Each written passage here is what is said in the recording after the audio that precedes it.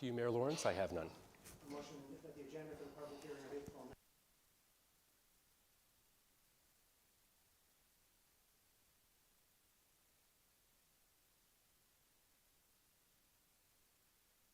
To you, Mayor Lawrence, I have none. Thank you. Application, staff report, shoreline road allowance closure and sale. The applicant is Galen Miller. This public hearing is convened under the Municipal Act 2001 to close part of a road allowance at the location described below, pursuant to sections 8 and 9 of the Municipal Act 2001, to authorize the sale of the lands to the owners of the abutting lands. The subject lands are legally known as Drayton Concession 3, Part Lot 22, Part Local 14478, PT Mining, LOC HW 449, and RP 23R11 420, Part 1. This is about the longest legal description I've ever had to read. Confirmation of notice. The planning coordinator will confirm how notice was served to advertise this public hearing. You, Mayor Lawrence. Notice was circulated to internal staff and external bodies by email. Notice was advertised in the Sioux Bulletin and on the municipal website and various social media, sent by mail to the abutting neighbors and various agencies, and signs were also posted at the property entrance.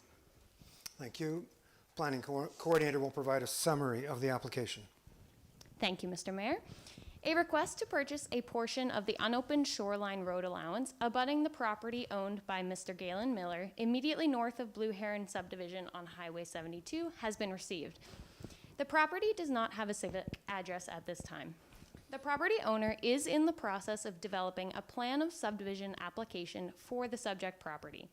The intent of the purchase of the shoreline road allowance application is to include that land with the future proposed shoreline lots within the subdivision. During the pre-consultation process, it was noted by the Ministry of Natural Resources and Forestry that a small portion of the shoreline is part of a crown allowance, and so not the municipalities to dispose of. This portion has been excluded from this application, and it is staff's understanding that the applicant is in talks with MNRF to purchase that portion through their own disposition process. The portion of shoreline road allowance that abuts Mr. Miller's property has not been opened as a municipal highway, and so provides no public or emergency access to the surrounding lands. If this area is sold, adjoining landowners will not be deprived of access to their properties. One letter was received by members of the public, which we will read out during the relevant section of this meeting, and who is also present at the meeting today, I believe. But it should be noted that staff discussed the contents of the letter with those who submitted it, and it is our understanding that the concern is specifically with the imagery used in the notice of the application that was sent to the public, as it appears that the imagery does not show the proper lot lines. Unfortunately, our imagery is not always 100% accurate, but is still provided to ensure that the general location of the subject property is clear for anybody interested in the application. The imagery we use does not impact the actual legal boundaries of any lots shown on proper legal surveys. And if the application is approved by council, the applicant will need to have a new survey done by a professional land surveyor, which will take into account the actual proper lot lines of the subject property and the abutting parcels. An administration fee of $1,250 has been paid by the applicant. This fee covers the costs of advertising and staff time to process the applications. The purchaser is responsible for all survey costs, legal fees, and registration costs should council approve the application. In terms of land purchase price, the tariff of fees recommends fair market value if the addition results in a significant increase in value for the upland parcel, or a $1,000 flat fee plus HST. Council has the option to require a market value appraisal to establish the purchase price or charge the flat fee. Staff are recommending council charge the flat fee of $1,000 plus HST, as the additional land is not anticipated to greatly increase the value of Mr. Miller's property. Thank you. The planning coordinator will read any correspondence received from government agencies and municipal staff. Through you, Mr. Mayor Lawrence, we did not receive any official comments from any government agencies or municipal staff. As mentioned, the Ministry of Natural Resources and Forestry did correspond with us prior to the actual application to clarify the jurisdiction of the abutting shoreline allowance. But they had no comments or concerns with the closure and sale of the municipal portion. No other comments were received. Thank you. The planning coordinator will read any correspondence received from the public. Through you, Mayor Lawrence, we did receive a letter from Alan and Paula Piziol, and I will read it now. Dear Ms. Bartman, while Alan and I, as owners of part location CL 14478, part mining location HW 449, and RP 23R 11420, part 2, have no issues regarding the proposed sale and road allowance closure of abutting property, namely RP 23R 11420, part 1, we question the incorrect boundary line presented in your letter and publicized in the Sioux Lookout Bulletin. We wish to advise and present documentation at the public hearing on Wednesday, April 19th, 2023 at 5:30 p.m. in council chambers at the municipal office for Crown land parcel, namely CL 14478, purchased by Nisley/Piziol in 2007. The registered survey, straight boundary line, dividing Lot 22, Concession 3, pin 42042-0995, and mining location HW555, pin 42042-0208, was successfully used to survey divide RP 23R 11420 into Part 1 and Part 2, and as such was duly registered with the Land Titles Office in Kenora, Ontario. Sincerely, Paula Piziol. That's it. Thank you. The applicant or representative is invited to speak to the application. Is the applicant or a representative here, and do they wish to speak to the application? Please step forward and use the microphone and state your name. Thank you.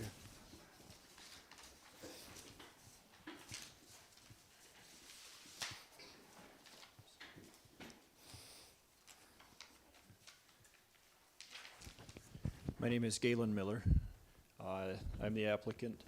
I don't have anything further to add more than to note that Miss Bartman had mentioned that I'm working with MNRF on the small Crown land portion there, and we have not made an application, so there's nothing happening there. But we're just asking to purchase this road allowance from the municipality. That's it. Thank you. Questions, comments, members of council?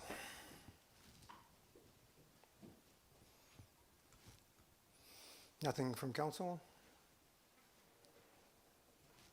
Councillor Timpson. Just wondering, does there need to be any more investigation as to the points that Ms. Pizio has pointed out to us? Planning coordinator. Through you, Mayor Lawrence, it's staff's opinion that this is not necessary, as the actual issue with the mapping was not on the shoreline side of the of your map. That's in the report there. The issue was on the eastern boundary, and as mentioned, we often have that happen where our imagery is not quite what it actually is supposed to be. It's a common situation, unfortunately, but ultimately it doesn't affect the actual shoreline area, and should council approve the application, the new survey would use the proper lot lines that are found in the actual surveys, and using all of the other tools that the surveyor would have access to in order to create the new survey for the shoreline. And are Mr. and Mrs. Pizio? They'll have their opportunity. Sorry, are they here? I just wanted to, yes. Yeah, they're coming up next on the agenda if they wish to speak to it. Okay, sorry, yeah. Good. Anything else, council? Questions from members of the public. Members of the public are invited to speak to the application. The public can ask questions of clarification or seek background information, speak in support of the application, or speak in opposition to the application. All questions will be directed through the chair. It is requested that only one question be asked at a time. Please identify yourself before you ask your question so that you can be properly recorded in the minutes of the hearing. Are there any members of the public who wish to speak to the application? One more time, are there any members of the public who wish to speak to the application? I see none. Thank you. Conclusion and right of appeal process. This is a public hearing convened under the Ontario Municipal Act 2001 to authorize the closing of part of a road allowance at the location described below, pursuant to sections 8 and 9 of the Municipal Act 2001, to authorize the sale of the lands to the owners of the abutting lands. The subject lands are legally known as Drayton, Con 3, PT Lot 22, Part LOC CL 14478, PT Mining LOC HW 449, and RP 23 R11 420, Part 1. There is no appeal process. So clerk, the recommended motion should proceed then. The council receives the planning coordinator's report number 2023-40 dated April 19, 2023, respecting the road allowance closure and sale application for the Shoreline Road Allowance adjacent to Mr. Galen Miller's property at Drayton, Con 3, PT Lot 22, Part LOC CL 14478, PT Mining LOC HW 449, and RP 23R 11420, Part 1, Sioux. Moved by Councillor Lego, seconded by Councillor Bone. Any final discussion? All in favor? Carried. Thank you. Confirmatory bylaw number 32-23, being a bylaw to confirm the proceedings of the Council of the Corporation of the Municipality of Sioux, April 19th, 2023. Public hearing be read a first, second, and third time and passed. Moved by Councillor Van Breda, seconded by Councillor Cosco. All in favor? Carried. Thank you. And the public hearing is adjourned. Thank you. If there's any members of the public who wish to leave, this is a good time to do so. If not, you're welcome to stay, of course. As we start at 5:43 p.m., I will call the statutory public meeting April 19th of Sioux Council to order. Introduction of amendments to the agenda. Through you, Mayor Lawrence, I have none. Thank you. And a motion that the agenda for the statutory public meeting of April 19th, 2023 be approved as presented. Moved by Councillor Cassidy, seconded by Councillor Bone. All in favor? Carried. Declarations of pecuniary interest. Through you, Mayor Lawrence, yes, I do have one from Councillor Van Breda. He is an employee of the Sioux First Nations Health Authority. And so in accordance with our procedure bylaw, when we get to the next item on the agenda, Councillor Van Breda will excuse himself from the meeting until the discussion and deliberations and vote have been taken on the matter. Thank you. Thank you. And 2 Sturgeon River Road, zoning bylaw amendment number Z01, 2023. The applicant is the Sioux First Nation Health Authority, SLFNA. This public hearing is being held pursuant to Section 34 of the Planning Act, RSO 1990, Chapter P13, as amended by Sioux First, as amended. That part doesn't read quite right for me, but clerk, you can help me?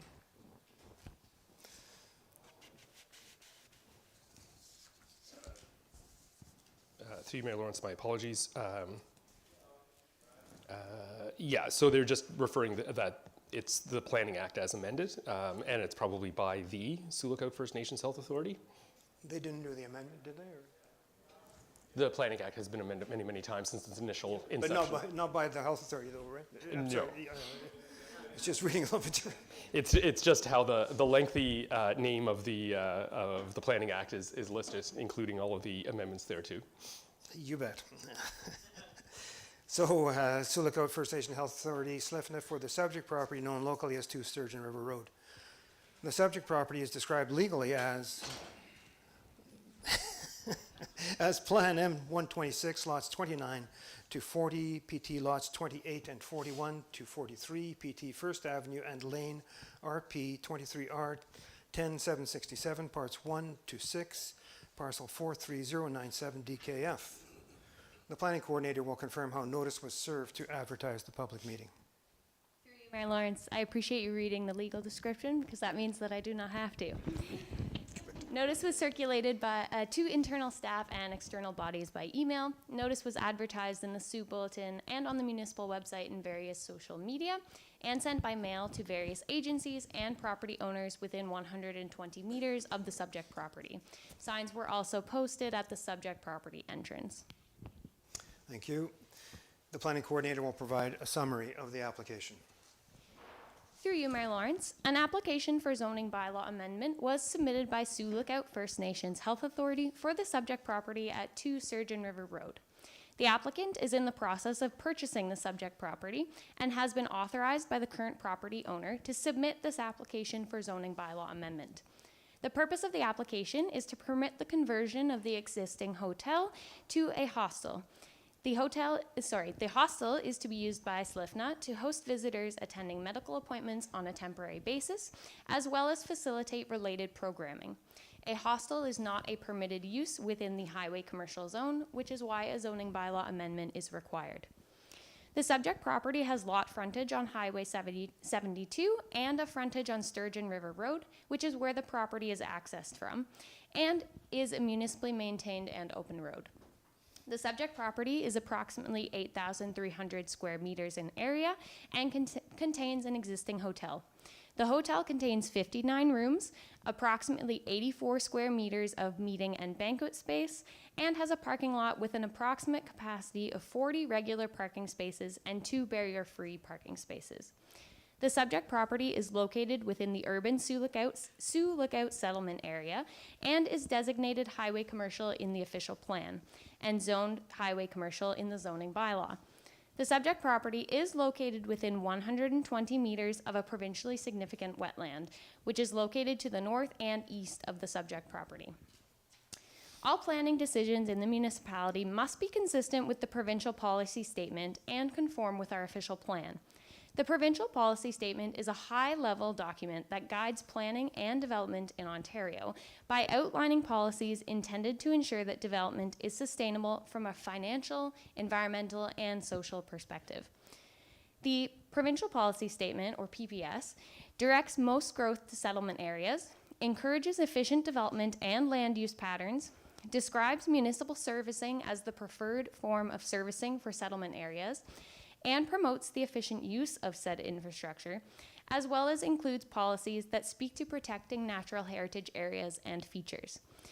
The proposed hostel is situated on an existing lot within the urban Sioux Lookout settlement area and is serviced with existing municipal services. No new development is proposed on the subject property, and there are no alterations or expansions proposed for the existing building. Staff are confident that there will not be any negative impacts on the provincially significant wetland based on the proposed conversion to a hostel from a hotel. Overall, the proposed rezoning is consistent with the provincial policy statement.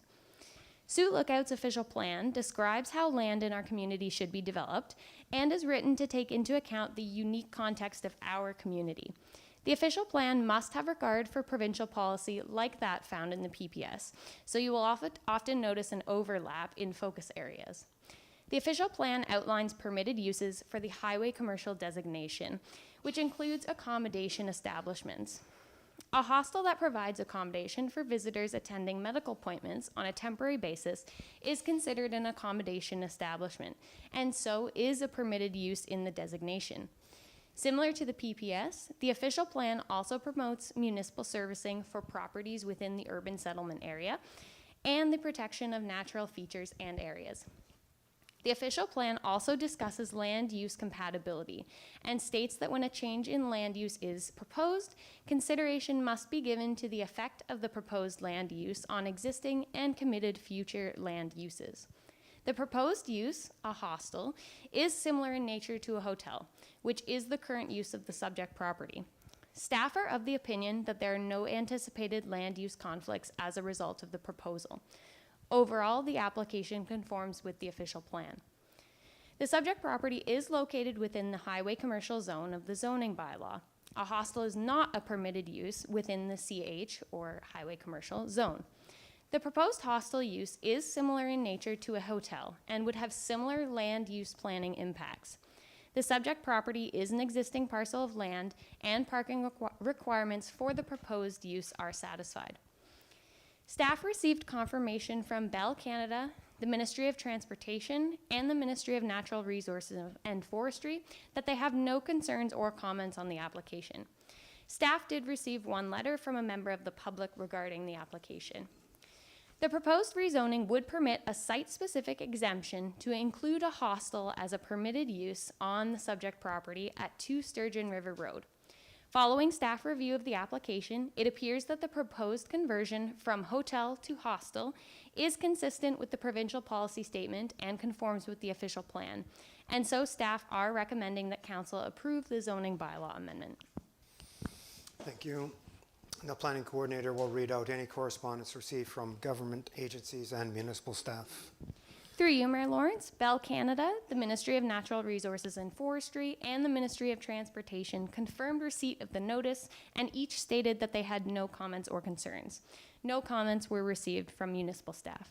Thank you. The planning coordinator will read out any correspondence received from members of the public. Through you, Mayor Lawrence, we did receive one letter from Mr. Darren Zatorsky, and I will read it now. The subject is concerns regarding application for rezoning 2 Sturgeon River Road to a hostel. To whom it may concern, I received a letter from the Department of Development Services, notice of complete application and statutory public meeting, zoning bylaw amendment Z01-2023 to Sturgeon River Road. This letter informed me that an application was submitted by Sioux Lookout First Nation Health Authority to have 2 Sturgeon River Road rezoned to permit a hostel. My property, 63 Autumnwood Drive, backs directly behind the Sioux Lookout Inn and Suites, which is the building that is proposed to be rezoned. One of my main concerns with the proposed location changing to a hostel is its proximity to my property. There is a trail that leads through the bush on my property near the Sioux Lookout Inn and Suites up to my house. There is a steep hill along this path. If someone walks through my yard and ends up hurting themselves on my property, I would be liable. If Slifna would install an 8-foot-high fence the length of their property they are rezoning, that would prevent access to the back end of my property and adjacent landowners. And if Slifna takes on liability if someone at their residence, proposed hostel, hurts themselves on my property, these would alleviate that concern. I propose this be a condition of the rezoning. Second concern, I heard from staff that work with the hostel number 2 that there is garbage around the premise, example, cigarette butts. With the proposed location butting up to my property, the big concern would be if someone was smoking behind the building and throw a cigarette either in the bush or on the grass, and that starts a fire that gets into the bush on my property. It could endanger my family and my home. The third concern, that there might be garbage ending up on my property. I'm not sure what kind of garbage that could be, but if I want to take a walk in my backyard with my kids or wife, I don't want garbage there that could hurt someone in my family if they stepped or fell on something left or thrown on my property. If Slifna guarantees that they will keep the place clean and remove any and all garbage on my property backing onto the proposed hostel, this would alleviate my concern. These are large concerns that I have with the proposal of the hotel changing to a hostel. I am in opposition of the property being changed to permit a hostel without the condition of a fence installed. Sincerely, Darren Zatorsky.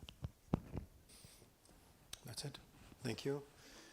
And item 6, applicant's presentation. The applicant or a representative is invited to speak to the application. Is there a representative here? Yep. Please step up, use the microphone, state your name, and off you go. Thanks for the opportunity to speak to the application. My name is Brian Kalea, and I'm the Chief Financial Officer for Slifna. I guess just by way of a bit of background, we have purchased previously the Days Inn, which was at 2 Sturgeon Meadows, or Sturgeon River Road, and an application was put forward at that point in time to change it to a hostel, and was approved by council. So we appreciate that change to the Planning Act. The purchase of this hotel will bring, I guess, more employment to the region, so I do want to kind of point that out. We anticipate approximately 30 jobs will be created as a result of the hostel. Hostel operations require a lot more employees than a regular kind of hotel. We have sort of security running, accommodations, people, and transportation running a lot more than a regular hotel would. The purchase of the hostel will ensure as well that the members of the northern communities coming down into Sioux Lookout will have their proper accommodations and be able to house in sort of under SLIFNA facilities. There are times during the year where there are no accommodations in Sioux Lookout for our community members, and we're having to transport them to Dryden.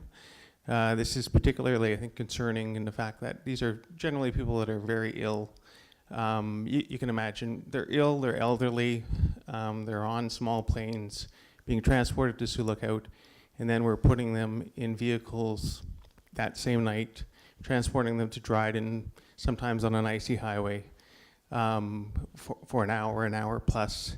And then in the morning, they're waking up and having to be transported back to Sioux Lookout to come to the hospital here to attend their medical appointments.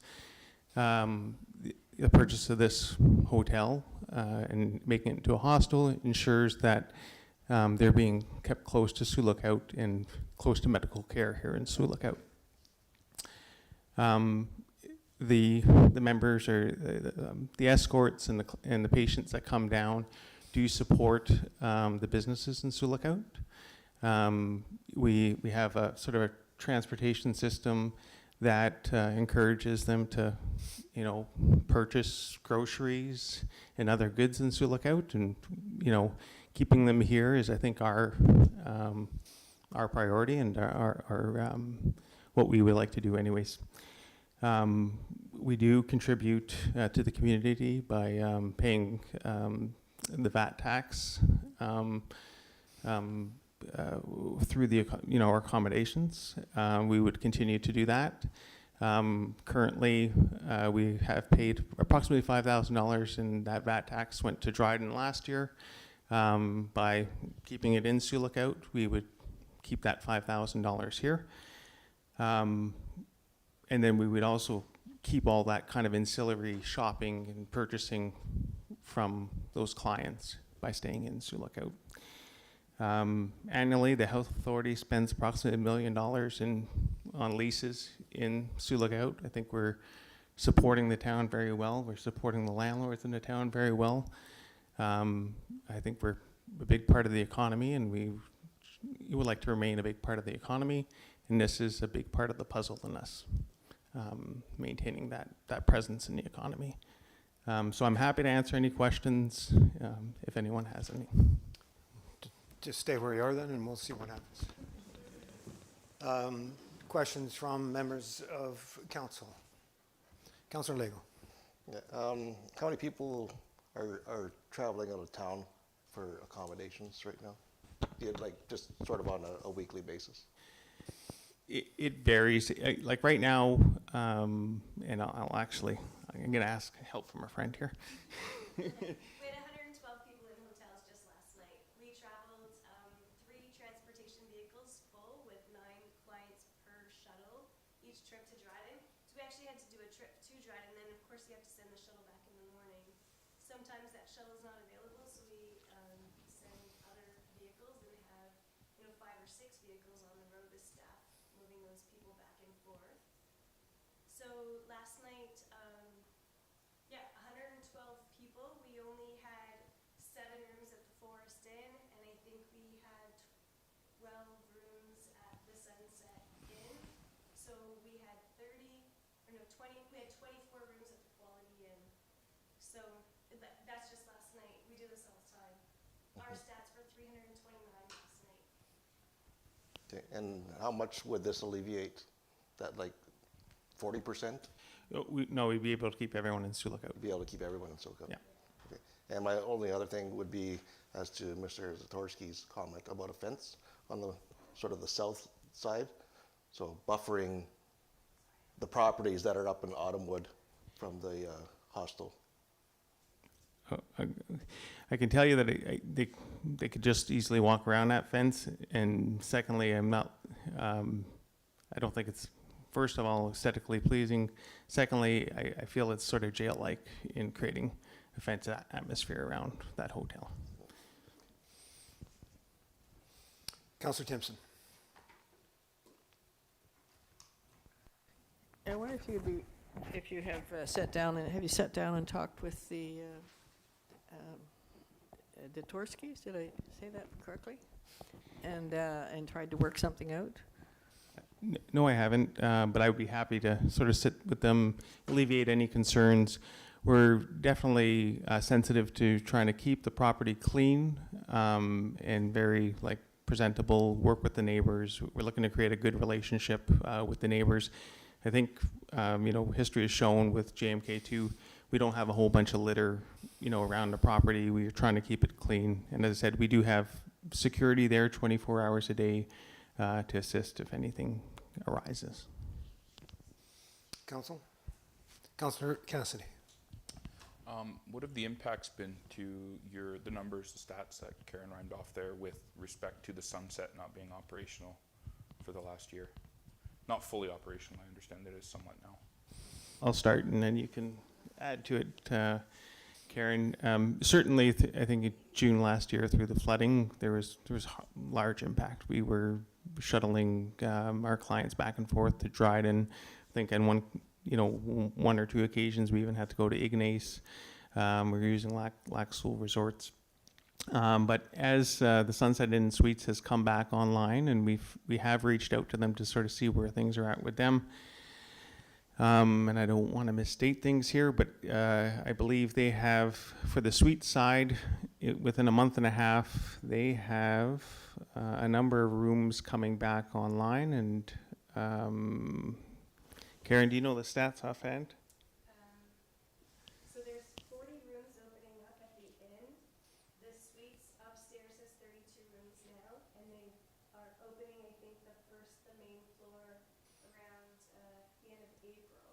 So the end of April for the main floor of the suites, the 40 rooms at the inn. Might be the number. Yeah, I've got 27 rooms, and then the 40 rooms by the end of April. So they're slowly coming back online, and accommodations will be made available. And my understanding is as well is at the Motel 6 as well is there's some progress there in moving that forward anyway. So we are sensitive to the fact that the town does need accommodations and support that in any way we can. Council? Councillor Timpson. I was just going to say, I remember when the old hostel had 40 beds and that was all they needed. And now we're looking at 112 people? Yeah. And I can't see that the hostel is going to interfere with any of the hotel business, or you may not be taking people to Dryden as much for now. However, I anticipate that in the future you're going to need another hostel, maybe the fourth hostel somewhere, just by how the statistics have gone. But I do think it's worthwhile if the health authority could sit down with the neighbors and try to work out some of these issues and come up with a plan. I think it would be very, very helpful. Yeah, certainly happy to initiate that conversation with the neighbors. Anything further, Council? Councillor Cassidy. Further to Councillor Timpson's point, if numbers trend the way and the demand is there, what would your next steps for expansion be? Would you look for another hotel to purchase, or would you look to construct a new hostel? I'd say we would likely look to construct if we were at that point.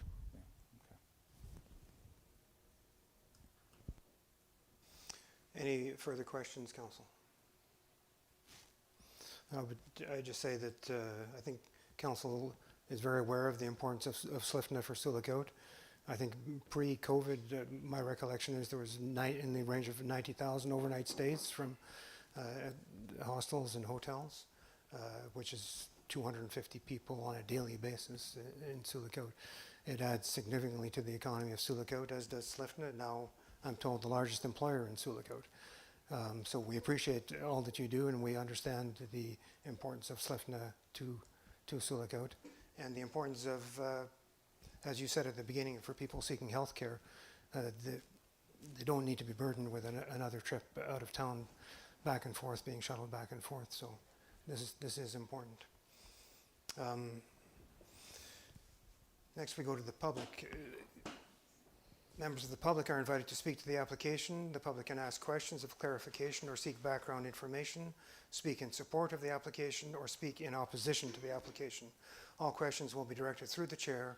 It is a request that only one question be asked at a time. Please identify yourself before you ask your question so that you can be properly recorded in the minutes of the public meeting. Are there any members of the public who wish to speak? Please come forward and take the mic, state your name. You do need to take the mic, though. Sure, no problem. Hi there, I'm Monica Hemian. I'm the Chief Administrative Officer with SLIFNA, so the hostels fall under me. I just wanted to make a few comments about a lot of the things that were said. I, too, started my nursing career at the Zone Hospital and remember the hostel being that old rickety building over there when I lived in the nursing residence. We have grown with the population, but also the acuity of our clients has grown. As you know, we have disparities in healthcare for First Nations people, so we have more acute people coming out and staying longer for periods of time. When it comes to the use of the hotel right now, we have hostel patients in the hotel. So there is no change, no dramatic change that's gonna happen when we take over ownership. There's not gonna all of a sudden be a bunch of people walking through properties or dropping cigarette butts or anything like that. We also have a hostel across the street. So we're talking feet away. And that issue isn't happening now. So we can't foresee that that's gonna happen in the future. Excuse me. So I just wanted to make those two comments about that, because when we have concerns come forward that all of a sudden a hostel, to me, I'm worried that what that looks like. And I just wanted to kind of answer those questions that came forward. Thank you. Thank you. Are there any other members of the public who wish to speak? I'll ask one more time. Any other members of the public who wish to speak? Seeing none. Before I conclude and close the public meeting, and then we have the options. Mr. Clerk, can I ask you, or planning coordinator, I'm not sure who, we had a letter that was, it wasn't in support or opposition, it was in opposition if a condition wasn't met. Is that construed as opposition to the application? Through you, Mayor Lawrence, and Kristen, please feel free to chime in if I'm taking council down the wrong path. But given that the letter, the nature of the concern with the letter focused on the property boundaries as appeared in the ad, and given that our planning coordinator has explained that a legal survey will be done, and this is for the hostile application and the opposition letter from a member of the public. So through you, Mayor Lawrence, it entirely does rest with council. If they feel that the comments that were made at the meeting will adequately address the concerns that were raised, or feel that that will address the concerns, then they may proceed. Or if council feels that the concerns warrant another planning report, then they could ask for that. In this case, I don't believe the planning considerations will change from one report to the next. Essentially, it appears that the issues are between the two property owners, and there has been a suggestion, and I believe, from what I've heard, a willingness for the applicant to meet with the property owners to discuss those concerns.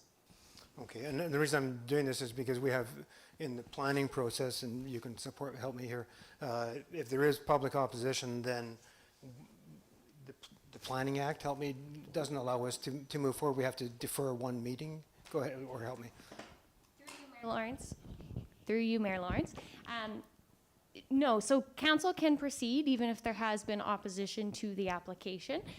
The point in bringing forward opposition or any sort of comments is that so that council can consider them and then decide if they would like to apply any further conditions, or as the municipal clerk said, whether there are planning considerations that need to be revisited so that staff would then come back with a new report. So from staff's perspective, I would agree with the municipal clerk. It seems that there is a willingness of the future potential property owner to work with the neighbors with any sorts of concerns, especially considering these concerns sound to staff to be mainly operational, which is exactly what SLIFNA is in the business of providing, is services and running the operations of the potential future hostel. So from our perspective, there wouldn't be any different planning merits if staff were to come back with a new report. But of course, it is within council's purview to apply any sorts of conditions or extra requirements beyond what has been recommended by staff.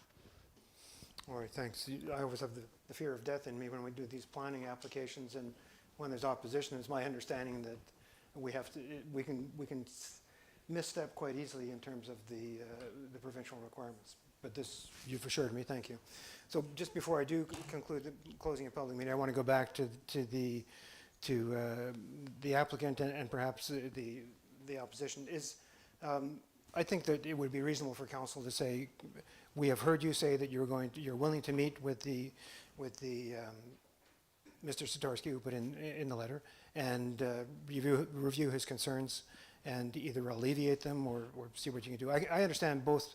I understand what you've said completely in terms of SLIFNA, and it's not really a change of use. Basically, it's hostile. It's the same clients are going to continue using it, just it's different ownership. But I also understand concerns from a neighbor that is seeing a change and wants to have them be assured. So, you're committing to meet with the neighbor?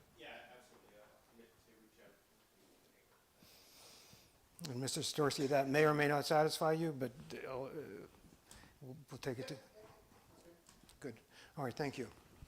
So, excuse me. sorry, Councillor Timpson. Yeah. Yeah, I think one point we need to explore more is that what is going to happen with that crosswalk that they're supposed to be putting in there. It's just going to increase the people walking into town. Well, the crosswalk is proceeding. That's an MTO, are installing the crosswalk, and they'll complete that work this year. Do we know when? Because it's This been summer, sitting so there. we're told. It's been sitting there for several years, and the poles went up in the summer. They gave us their schedule, and it was discussed at the council table. They're doing that part last year, and they're going to finish it this year. Correct. It's going to be finished this year. That was always the schedule. They had to do it in that form. This year meaning summer? I can find out exactly when it's slated to be done, but I'm assuming that it'll be done as soon as the snow, Okay. well, not snow flies, snow goes away and they start their spring projects. I think summer is a fair schedule to give some leeway. Summer, yeah. Does that satisfy your question? Yeah, that's good. All right, so this concludes the public meeting regarding zoning bylaw amendment number Z01-2023. If any member of the public wishes to be notified of the decision of council in respect of the application, you must make a written request to the planning coordinator. Notice to appeal the decision of council to the Ontario Land Tribunal must be filed with the planning coordinator no later than 20 days from the date the notice of the decision is circulated. The notice of appeal shall be sent to the attention of the planning coordinator, and it must include the following information: the reasons for the appeal and the fee as prescribed under the Ontario Land Tribunal Act in the amount of $1,100 payable by certified check to the Minister of Finance, Province of Ontario. Only individuals, corporations, or public bodies may appeal the decision of council to the Ontario Land Tribunal. An appeal may not be filed by an unincorporated association or group. A notice of appeal may be filed in the name of an individual who is a member of the association or group. So we'll go, I believe, to option one, based on the discussion we've had. The motion is that council receives the planning report dated April 19th, 2023, respecting zoning bylaw amendment number Z01-2023, and further, that council authorize the passing of bylaw number 28-23 being a bylaw to amend bylaw number 85-18, being a comprehensive zoning bylaw for the corporation of the municipality of Sioux as amended, Slifna to Sturgeon River Road. Moved by Councillor Lego, seconded by Councillor Cosco. All in favor? Carried. And confirmatory bylaw, the bylaw number 31-23, being a bylaw to confirm the proceedings of the Council of the Municipality of Sioux April 19th, 2023 statutory public meeting be read a first, second, and third time and passed.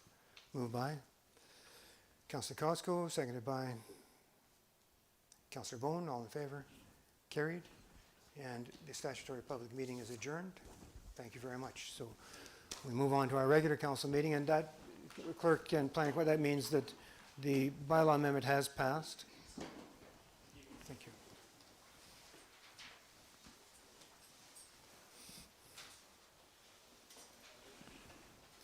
You're welcome to stay.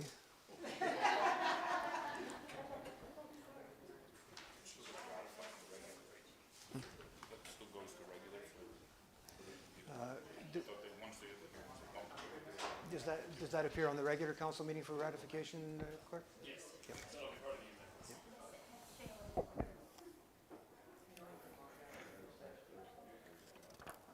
Well, you know how to thin out a crowd, don't you? Look at that. Okay. I will call the regular council meeting of Sioux Council, April 19th, 2023, to order at 6:17 p.m. Introduction of amendments to the agenda. Through you, Mayor Lawrence, we have a few amendments, proposed amendments to the agenda for Council's consideration. The first would be to add item 7.7, respecting the shoreline road allowance closure and sale.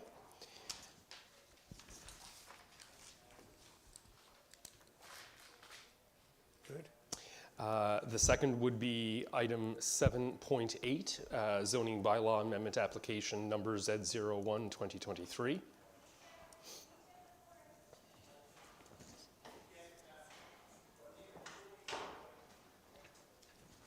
Under item 10, bylaws, bylaw number 27-23 and bylaw number 28-23 would be added. Again, arising from the public hearing and statutory public meeting. And finally, staff is requesting that the second bullet under item number 14 be deleted.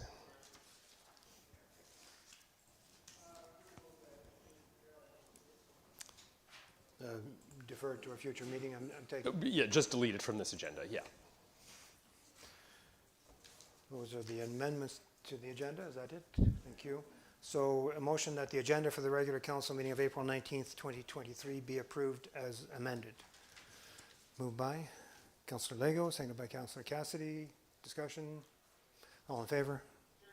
Carried. Thank you. Declarations of pecuniary interest.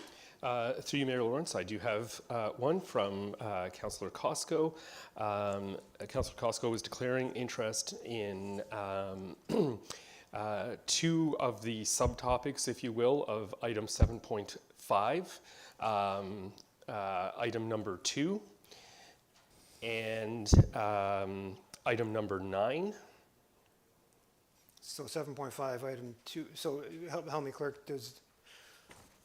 Can Councillor Cosco come and go? How does this work? Through you, Mayor Lawrence, if council, if the matter gets lifted, then when the discussion on items 2 and 9 come up, Councillor Cosco would leave the room for that part of the discussion. Also, because it's all in one motion, Councillor Cosco will not be able to vote on the motion itself. Okay, so the numbers all form part of a surplus, and it's one number impacts the other. That's okay. I'm merely sharing what Councillor Cosco has declared. Okay. It's not up to staff to advise on I'm how to declare interest. No, I don't recall ever having one where there was partial conflict. So that's why I'm just. I would find it may be difficult to handle once the discussion gets going, but. Yep. CAO, did you have a comment? Yes, through you, Mayor Lawrence, perhaps Councillor Costco can make her comments known on the other items to that resolution and then leave the meeting for the rest of the discussion. Thank you. Good. Councillor Lego? I'm just gonna suggest maybe we do those two first, then she can leave for those two. Either Or? either or, yeah. Okay. Okay, and additionally, Councillor Bone? Yeah, can we separate them? Like 2 and 9? through you, Mayor Lawrence, all the numbers Separate will impact each other. So if number 2 gets changed, for example, that will impact the other numbers. So for example, if someone says, if a member of council doesn't wish to, perhaps it'll be 125,000 instead of 136,000. So then that 11,000 difference will then have to be used somewhere else. So we can't really split the motion because it's a grand total of the amount that's available. It's all sort of interrelated to me. It's, Okay. yeah, I don't think you have any choice. Okay. And, sorry, through you, Mayor Lawrence, additionally, Councillor Costco has declared interest in item 7.6 as she owns property on Lakeshore Drive. 7.6. Flood mapping, the flood mapping and mitigation? Well, do I own property on Lakeshore Drive? Am I? Yeah, I don't think I'm, yeah. So it's not because you own property, it's where you own the property on Lakeshore Drive? Okay, okay. 7.6, okay. Ask a simple question and we get a complicated answer. Anything else? Through you, Mayor Lawrence, those are the only declarations of interest I've received for this meeting. Good, and Councillor Van Breda will, on the item that he declared conflict on earlier, how does that come into play here? Through you, Mayor Lawrence, yes, that carries forward to this meeting as well. So when council debates or discusses item 7.8, Councillor Van Breda will have to leave the room again. As well, Councillor Van Breda will not be able to vote on bylaw number 2823. And is that lumped into the, It is currently, but we will break it out when we get to the bylaw section. thank you. You're welcome. Good. Now we can move on? Good. Adoption of minutes. Motion to adopt the minutes of the March 14th, 2023 special council meeting minutes, the March 15th, 2023 regular council meeting, the March 27, 2023 special council, and the April 4th, 2023 special council meeting. That the minutes of these meetings be approved as presented. Moved by Councillor Cassidy. Seconded by Councillor Van Breda. Discussion? All in favor? Carried. Thank you. And a motion to receive the minutes of the Kenora Home for the Aged Board meeting held on January 26, 2023 be received. Moved by Councillor Lego, seconded by Councillor Bone. All in favor? Carried. Motion to receive the minutes of the February 1st, 2023 Committee of Adjustment, the February 2nd, 2023 Environment Committee, March 2nd, 2023 Environment Committee, that these meeting minutes be received as presented. Moved by Councillor Timpson, seconded by Councillor Costco. Any discussion? All in favor? Carried. Thank you. Determination of items requiring separate discussion. 7.1, Moosehorn Road Resurfacing Project Construction Award. Councillor Timpson. 7.2, Updates to Animal Control Bylaw. Councillor Cassidy. 7.3, Windstorm Insurance Transfer. 7.4, Establishment of Healthy Community Task Force Reserve Fund. Councillor Van Breda.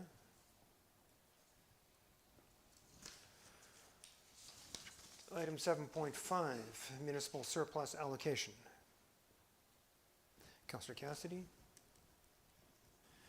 Item 7.6, Flood Mapping and Mitigation Study for Sioux.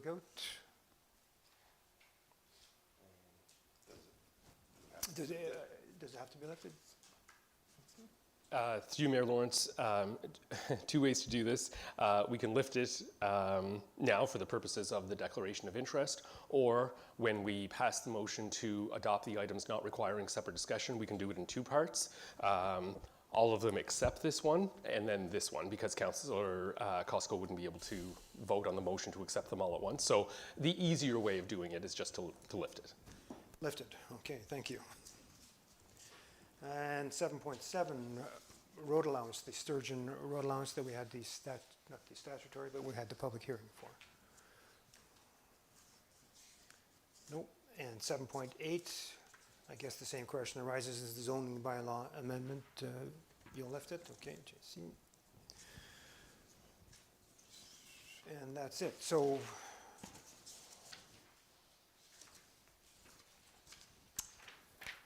Adoption of the items not requiring separate discussion. Clerk, I have 7.3 and 7.7. This one? Okay, so we didn't lift the flood mitigation one? Yes, we did. We did, okay, Yes, yeah, so 7.6 as well. No, we lifted. The ones we aren't lifting are 7.1 and, sorry, 7.3 and 7.7. I'm just saying the ones that we're not. Oh, I'm sorry. Yep. So there are two that we're not lifting. We are lifting 7.1, 7.2, 7.4, 7.5, 7.6, and 7.8.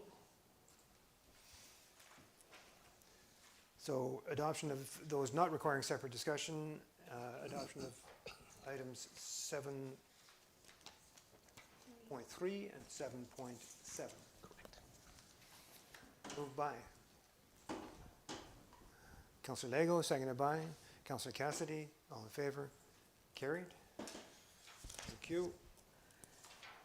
Staff reports, 7.1. The council awards the contract for the application of double surface treatment road surfacing on Moosehorn Road in Sioux to Miller Paving Limited in the amount of $154,100 plus HST. And further, that council authorizes the passing of bylaw number 34-23, being a bylaw to authorize and direct the mayor and the clerk to execute a contract between the Corporation of the Municipality of Sioux and Miller Paving Limited for the application of double surface treatment on various municipal roads. Sorry, the presentation, should this not come before we discuss the lifted items? Or, Oh, I'm sorry. I just for process, I'm not sure. Yeah, sorry, I'm falling into that trap of going through the agenda in order, staff reports, and yeah, it's an in-house delegation. Yeah, I just didn't know if that was Yeah. how we normally Yeah, we normally do it that way, even though I've asked for a change in the agenda, so I don't make this misstep every time. So, since it's an in-house delegation, what do you think?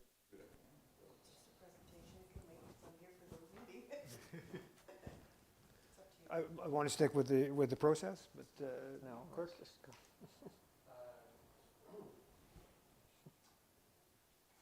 Through you, Mayor Lawrence, it's entirely at council's discretion. The council can choose to make a motion to change the order of the items on the agenda or just continue on. Thanks, Councillor Cassidy. We'll go ahead with the delegation. Good. Yeah, no, absolutely. Mr. Clerk.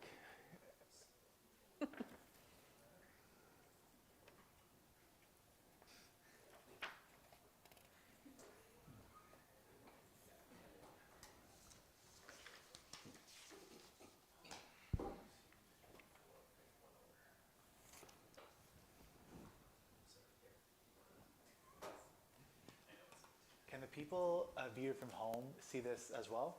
They can't, okay, so just gonna see our faces. Yeah, looking at it, okay. Come on. So, the previous council is aware of this, but just for new council members and members of the public, under the new Community Safety and Policing Act that the province has legislated, part of the act requires that all municipalities have a community safety and well-being plan. And in that, so what we did was we developed our community safety and well-being plan. We hired a consultant and engaged a number of community agencies. I think there was over 30 people on the committee. We had to have broad representation from school boards, from healthcare agencies, but we thought it would be good to have a large representation of people on the committee to develop the plan, since we are unique to Sioux Lookout in our services that we provide with reference to community safety and well-being of our residents. So this report is just a summary of some of the initiatives since the inception of the plan that we have taken on as a municipality and with some of our partners in the community.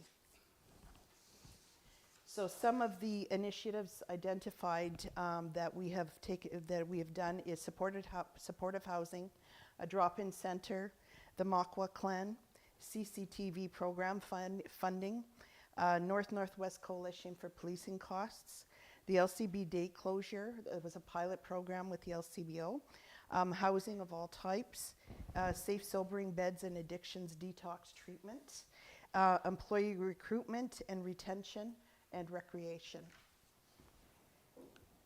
So under the first initiative, the supportive housing, we have a supportive housing through the collaboration of the Kenora District School Board and the First Step Women's Shelter that operate it now. District Services Board? Sorry? District Services Board or School Board? What did I say? School Board. Sorry, Kenora District Services Board. And First Step Women's Shelter run the facility right now. And it gave residents a sense of dignity, somewhere to live, a place to live, better access to services within the community, because health agencies and different community partners knew where they were living, knew where to find them. There's less harm to themselves and to others. And this is a very, very good program that was started at this facility, because it was evidenced by calls for service and EMS calls. So what they did was they tracked all of the calls for service by the OPP with the 20 residents that were in the residence for 4 months prior to, specific to those residents, and 4 months after moving in, and the calls for service reduced by 50%. And that continues to be a trend. And also what we've seen in the supportive housing as well is some of the clients that live there have now moved on, have their own place to live, have secured jobs, and have been productive, members of society, and they are very happy with where they're at, and they've rehabilitated. So it's an excellent project and very worthwhile project. There was a drop-in center that was initiated, and it was a collaboration between the municipality, the First Step Women's Shelter, the Kenora District Services Board, and the Ontario Provincial Police. So all four of us got together to initiate the drop-in center that was located on Front Street. It got, there was a little bit of a hiatus in there because of COVID, of course. We had to shut down because we couldn't congregate and stay open, but we are open for 2 winters, and the program was highly successful. It was a drop-in center for residents to get out of the cold and be fed, so food was provided during the day when they weren't at the shelter. Provided a space to congregate and talk to others. And also some of the community agencies that needed to connect with these people knew where to find them during the day, so it was great to go in and talk to them and provide counseling and get them to extended services if they wish to take advantage of that. So that was a very successful program as well. There's the Makwa Clan that was initiated through a small group of individuals headed by Darlene Anjikaneb. Mayor Lawrence was part of the Makwa Clan, and again, it was, we had to stop because of COVID restrictions, so we weren't able to communicate with people that were possibly living or on the streets and don't have a place to go in the evenings. So they patrolled the streets to ensure the well-being and safety of people. There was snacks and warm items of clothing that were provided to the people, our community citizens. We worked with the OPP and EMS should medical attention be required, so they were always available at a phone call's notice to the Makwa Clan. And we also provided, when I say we, I mean the Makwa Clan, that provided transportation if needed. So if they needed to get somewhere or get home and they didn't have transportation, it was cold out, members of the Makwa Clan would use their own vehicles and transport them where they needed to go. There's the closed circuit television cameras, the CCTV grant program that we recently approved at council. That was a collaboration between the OPP and the municipality to provide, to apply for provincial funding to install CCTV cameras and equipment strategically throughout the community. And it serves as two purposes: one, to deter crime and harm to oneself and others. We find that there's a lot of nooks and crannies where people, that are vulnerable can be taken advantage of in the community. So this will help deter crime and harm to others. And it'll also assist the OPP in investigations. Again, the CCTV cameras are owned by the municipality and operated by the municipality. The police would only have access to footage when requested for a specific investigation, at which time our clerk's department would release that information for them if they had an ongoing investigation. So the funding was 50% from the province, 50% from the municipality. That was approved by council for a total of $96,000. And the project is expected to be complete in the next few months. Brian, we had a specific timeline for that, right? When are they coming? To you, Mayor Lawrence. There have been a few adjustments to that timeline just this week, but we're hoping to have the bulk of the project completed by mid-June. Okay, good. Thank you.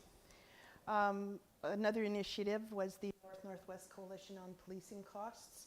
Our calls for service, we're driving up our calls, our policing costs for Sioux Lookout. The mayor was instrumental and council was instrumental in doing a number of delegations with ministry officials to try and mitigate some of those costs so they could be spent elsewhere in the community for other projects because our calls for service were being driven very high in year to year. COVID slowed it down a little bit, but now we're on the upswing again now that COVID is still here, but not the restrictions that used to be in place when the province was shut down. So Sioux Lookout is amongst the three highest OPP policing costs per property in Ontario, second to Pickle Lake, and with Kenora being the third highest. So mayor and council have been advocating through delegations with the various ministers, in particular the Minister of Solicitor General,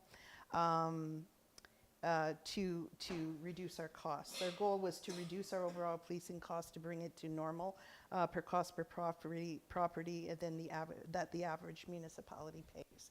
We were successful this year in getting an additional 5% reduction in addition to the 35 that we're already getting, but it remains to be seen when the new costing model comes out where we will end up, but we're moving forward and advocating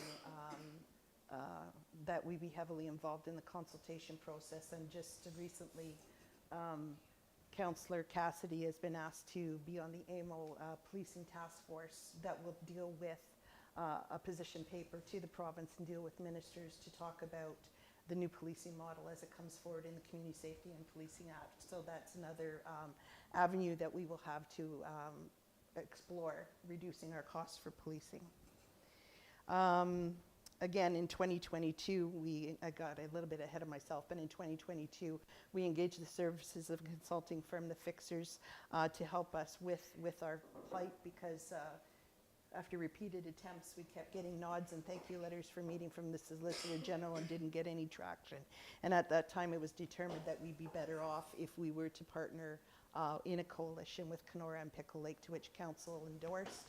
And we did that engagement with the Solicitor General's office and was able to attain another 5% reduction in policing.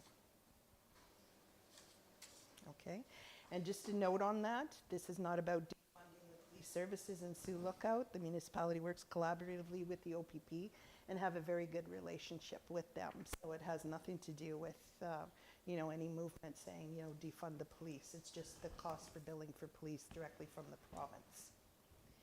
Another initiative that was partnered with the Police Services Board and our members of Police Services Board and the OPP was to lobby the LCBO to close on Sundays. And so we had a number of meetings with the LCBO, and we brought in Fresh Market too because they have an alcohol venue in their grocery store as well. So they decided that they would go along with the pilot program that would carry us from January 2022 to March 2022 to see if it made a difference. Again, the calls for service, the stats were collated by the OPP. The calls for service were reduced by 50% on Sundays when the LCBO was closed. So it showed that it was a direct relation to alcohol-related incidents, why they were being called for calls for service on Sundays. EMS calls and Menouyawan emergency room department visits were also reduced as well. Their stats were a bit different. They did have positive stats. We couldn't get the exact stats because some of the emergency room related visits were not directly related to alcohol consumption, so it was a little harder to track. But they said they noticed an overall reduction in their emergency room visits on Sundays when the LCBO was closed. Further to that, Mondays are closed as well at the LCBO, but that's mainly due to the fact that they have staffing issues. It remains to be seen if that will eventually open up, but when we track the Monday stats as well, the calls for service were reduced as well, directly from thefts and alcohol-related issues where, people had to be transported or they had to call the police for alcohol-related issues. The next initiative is housing of all types. And the new apartment complexes are being built. Our Development Services Department is very busy with that, so that's good news. The emergency shelter will become a 24/7 operation. The Hillcrest property development, we're moving forward with that. The Big Wood property development as well. We've done all the studies. It's in its initial stages. We're dealing with the Hillcrest property development first and then going to the Big Wood property. Housing development on Sturgeon River Road. The new subdivision, there's been new subdivision discussions with a property owner. I'd say in the last 6 months, Jody and I have met with that property owner. I'm not sure where it's at now, but there's buzz and there's discussion about further development. And again, it was mentioned earlier, there's supposed to be a hotel development on Sturgeon River Road beside the Sioux Lookout Inn and Suites coming shortly. There's also the additional second stage housing for the First Step Women's Shelter that's going to start construction. Detox treatment centers. So as a result of a lot of advocacy by mayor and council in conjunction with other health care and service agencies, the funding announcement by Minister Tobolo for $4.2 million last March of 2022 came to fruition. After year-long negotiation, a lot of trial and tribulations because of how the funding is administered, we finally got the funding to flow for 2023-2024. It isn't, the original announcement was for 37 beds, total detox and treatment center, but in order to facilitate something like that in Sioux Lookout, not that it can't be done, but we needed more time and the funding window was running out. So what we did was we proposed a 30-bed safe sobering bed site at the current emergency shelter. So there will be renovations to facilitate that, and that's been approved by the minister and Ontario Health North. They will fund the funds, and it had to go through Menouyawan. The funds have to flow through Menouyawan because they are considered a healthcare provider, and KDSB is in the process of putting that application in so that they in the future will be considered healthcare provider so that they can have these funds directly flow through them. So it's going to be administered through Menouyawan. The funds will flow through them to KDSB and the women's shelter because they're also running the emergency shelter as well. In connection to that, the Menouyawan Health Centre is also putting an application to Ontario Health North, which they've asked for a letter of support for RAM clinics as well to be hosted here. So that's great because it connects people to counseling and different agencies right from the safe sobering site where they can be there to talk to them and get them to the services they need. If it's detox, it won't be in Sioux Lookout at this point. but it could be to another facility that will help them and return to the community in the future. And then hopefully in the next 2 years, we will be able collaboratively, all the health agencies involved in Sioux Lookout with the help of the municipality to lobby and facilitate that. We'll be able to get a proper detox treatment center in Sioux Lookout off the ground and get funding for that. We've been assured by the minister's office that they will start lobbying now for that second year funding that we lost originally, because we lost a year through the negotiations, because they say with this pilot program they want to see positive outcomes, and through the positive outcomes we need more time than just 6 or 7 months to establish those outcomes. So they're lobbying so that we get that second year funding, but they have to go back to the Treasury for it. Under employment and retention, immigration programs are here in Sioux Lookout in the Northwest. We've been selected as one of the municipalities to do the immigration program, and what that does is that helps fast track through this rapid housing, RNEP program to help residents, immigrants from other countries get their residency here so that they can work in Sioux Lookout, and the employer kind of sponsors it.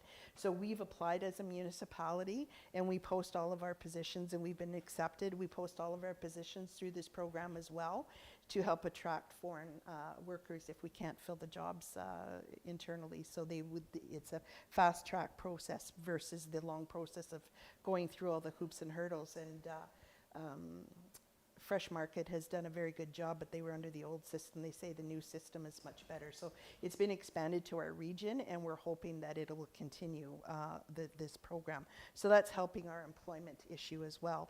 And I know, in fact, a number of employers in Sioux Lookout have taken advantage of that program as well. We brought them here to have a session with potential employers that want to have access to the program, and I've talked to a number of them, and they're being able to get good qualified people to fill some of their positions, which is great. Healthcare, collaboration with healthcare agencies to fill emergency room shortages during the summer months. So there was a lot of involvement last summer to try and help the hospital fill the emergency room shortages. Continued orientation of emergency room doctors and visiting doctors to assist with patient appointments. So members of council, in particular the mayor, Councillor Vabrita, Councillor Timpson, I believe Councillor Costco did some orientation as well with some doctors. No? Oh, sorry, I thought you did too. And staff as well. Brian and I have both gone as well when council members couldn't go. And meet with doctors and provide them with information about Sioux Lookout, and also offer them free gym memberships while they're here working, and, you know, talk them up about the municipality and try and get them to move here long term. Municipal contribution. We contributed to Menuyongwin Health Center for housing, for travel, for emergency room healthcare professionals. They petitioned council and asked for a contribution, and council approved that. I think the amount was, in total, was $32,000. So they will be reporting back on how they spend that money. So although this helps with community safety and well-being in the municipality, helping out and facilitating different things of that nature with employment and retention to better service our community and our communities north of us as well. And the next one, recreation. The municipality is currently working with the Ministry of Natural Resources to acquire lands to expand our recreation areas. One of them is the Cedar Bay Complex. We're hoping that once we present our report to council from the Cedar Bay Ad Hoc Committee, that council will endorse us moving forward to put that application into M&R to acquire the crown lands in and around the properties that we own on the lakeshore frontage of Cedar Bay, and also, well, in and around the property we own at the top of Cedar Bay Complex, and to make it truly a recreational complex so that we have better facilitating of trail systems and that with our user groups, rather than having, you know, land use permits with the M&R directly for some lands through the municipality. And of course to enhance the trail systems, and inclusion of cultural programs and infrastructure to support land-based teachings and traditional healing as well at the Cedar Bay Complex. Additional initiatives too, since that have come up, is assistance to the OPP with the administration of the Victim Services Grant. So they've applied for a Victim Services Grant, but needed the municipality to apply for it because they couldn't apply for it directly. So we provided a lot of financial, not financial support, but staff time to help them coordinate the invoicing. So we paid all the invoices for them. And what that Victim Services Grant did, it was a 2-year window of funding, and it allowed them to do a lot of video of professionals in the field dealing with mental health and addictions. And it also, they did a huge conference in Thunder Bay, and it was called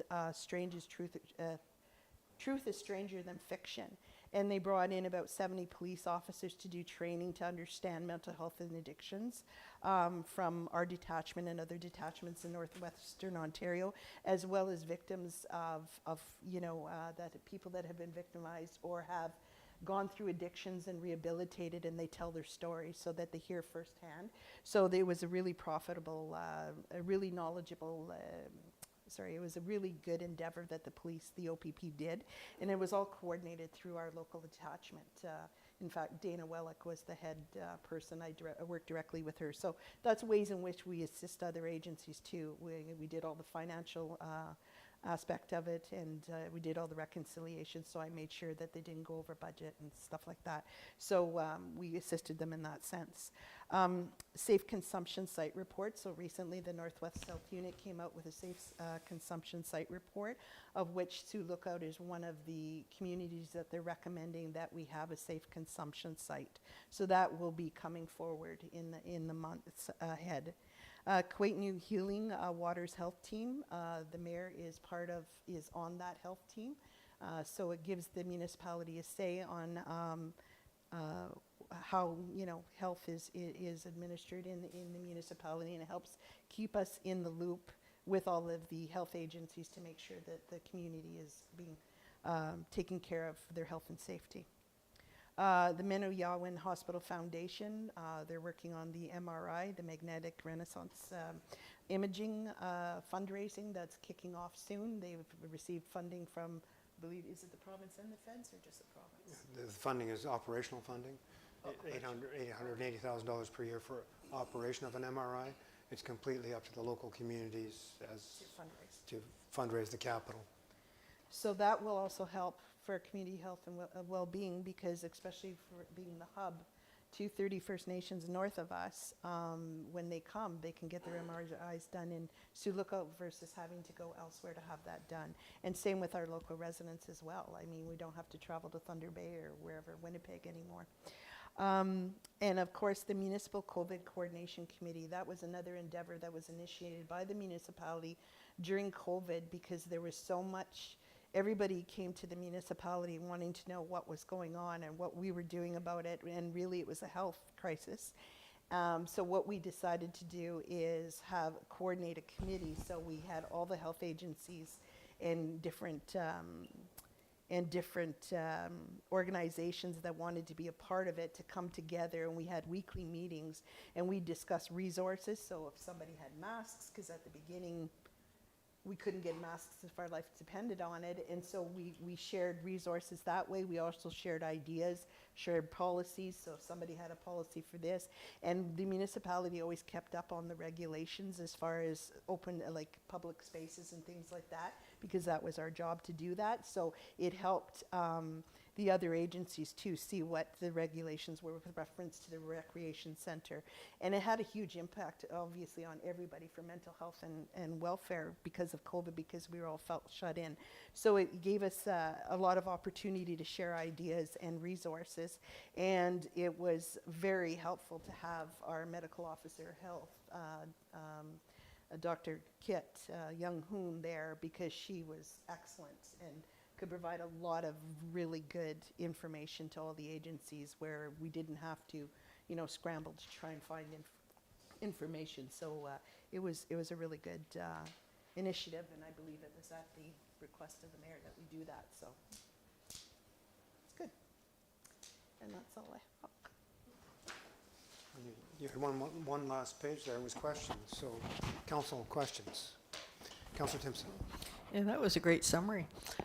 Is there still a committee in place dealing with these issues and sharing, or is that the Healthy Communities Task Force? So moving forward, the Healthy Community Task Force is asked to take over the Community Safety and Wellbeing Plan. The municipality still has the responsibility to oversee it to make sure that our outcomes are measurable, and that is being spearheaded through the Healthy Community Task Force. So they're going to take on, you know, the objectives and so on. And some of these things here, they would be reporting back on that are new projects that are starting. They would be reporting back on to the municipality, and then we would be updating council on a yearly basis as to where we are in the plan. Okay, but there is no committee per se on community health and safety Well, as they- yet? Or No, we don't have a community, Okay. no, we don't. But the Healthy Community Task The Force is initial- taking on that role. Is it- yeah. Yes, the initial advisory committee was about 30 people representing 30 agencies. That job is done now. The report, they worked with the consultant, and we did surveys and all kinds of other things, and also spoke to council. They were interviewed. That's done. The plan is done. Now it has to be administered. So a lot of the stuff in the plan, we've kind of done quite a bit, and we had been doing quite a bit in the inception of the plan. So now the Healthy Community Task Force is taking over the plan, and they've created, we had what was called the World Cafe. When was that? Last October. And because of elections and people in various roles in like co-chairing the committee, now they're starting back up again. And not that they ever went away, but they're starting full force again, and they've created subcommittees to take care of specific aspects of the community safety and well-being plan. And Brian can speak to that a little bit more if you wish, Brian, because he's now, used to be the rep on the committee, but now Brian is. Through Mayor Lawrence, thanks, Michelle.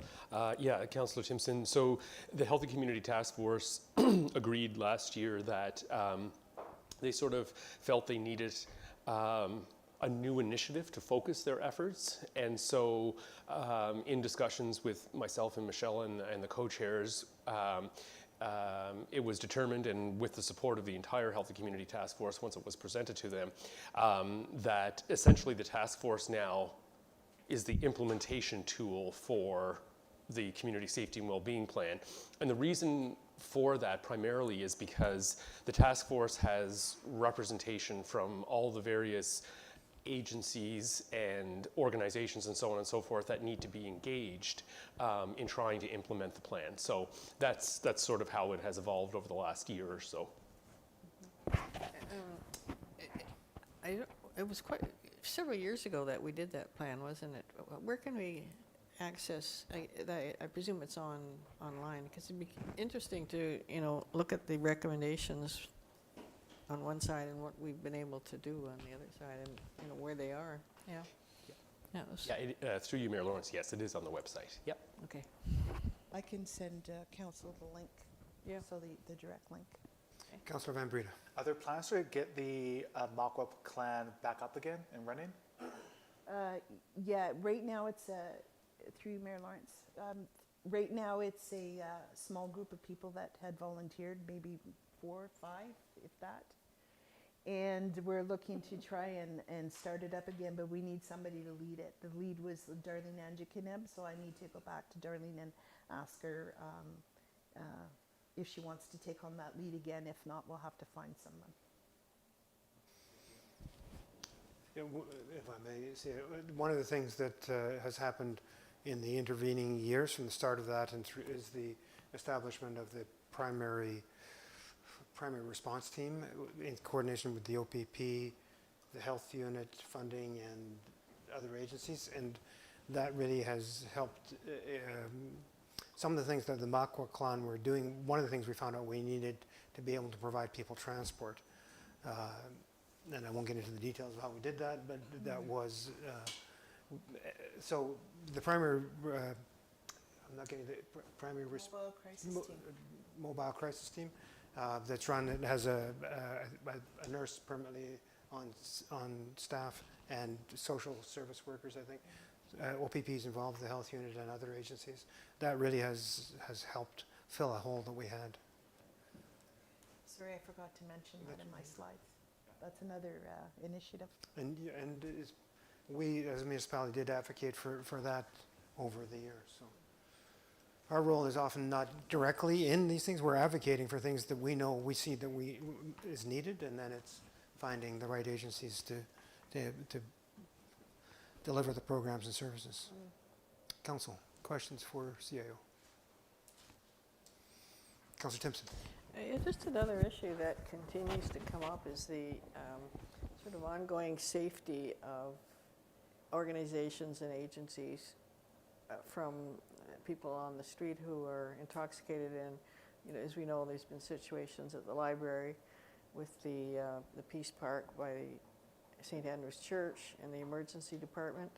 And it's, these are long-term plans, but I think we need to be looking at immediately how do we keep the public safe and staff safe in certain organizations in the immediate. Some organizations are having to take drastic measures. You see barriers between your receptionist, doors, even the mental health program at Noden and Health Authority, the door is locked. People putting video cameras around, having to close the library from time to time because of these issues. And I think I'd like to see some sort of coordinated community approach to addressing that level of health, which is sort of immediate safety. CIO. I wish I had an answer. It's that's the $1 million question, and one thing that we've even at our own recreation center, it's becoming very problematic, and it's a safety issue, not only for the patrons attending but for our staff.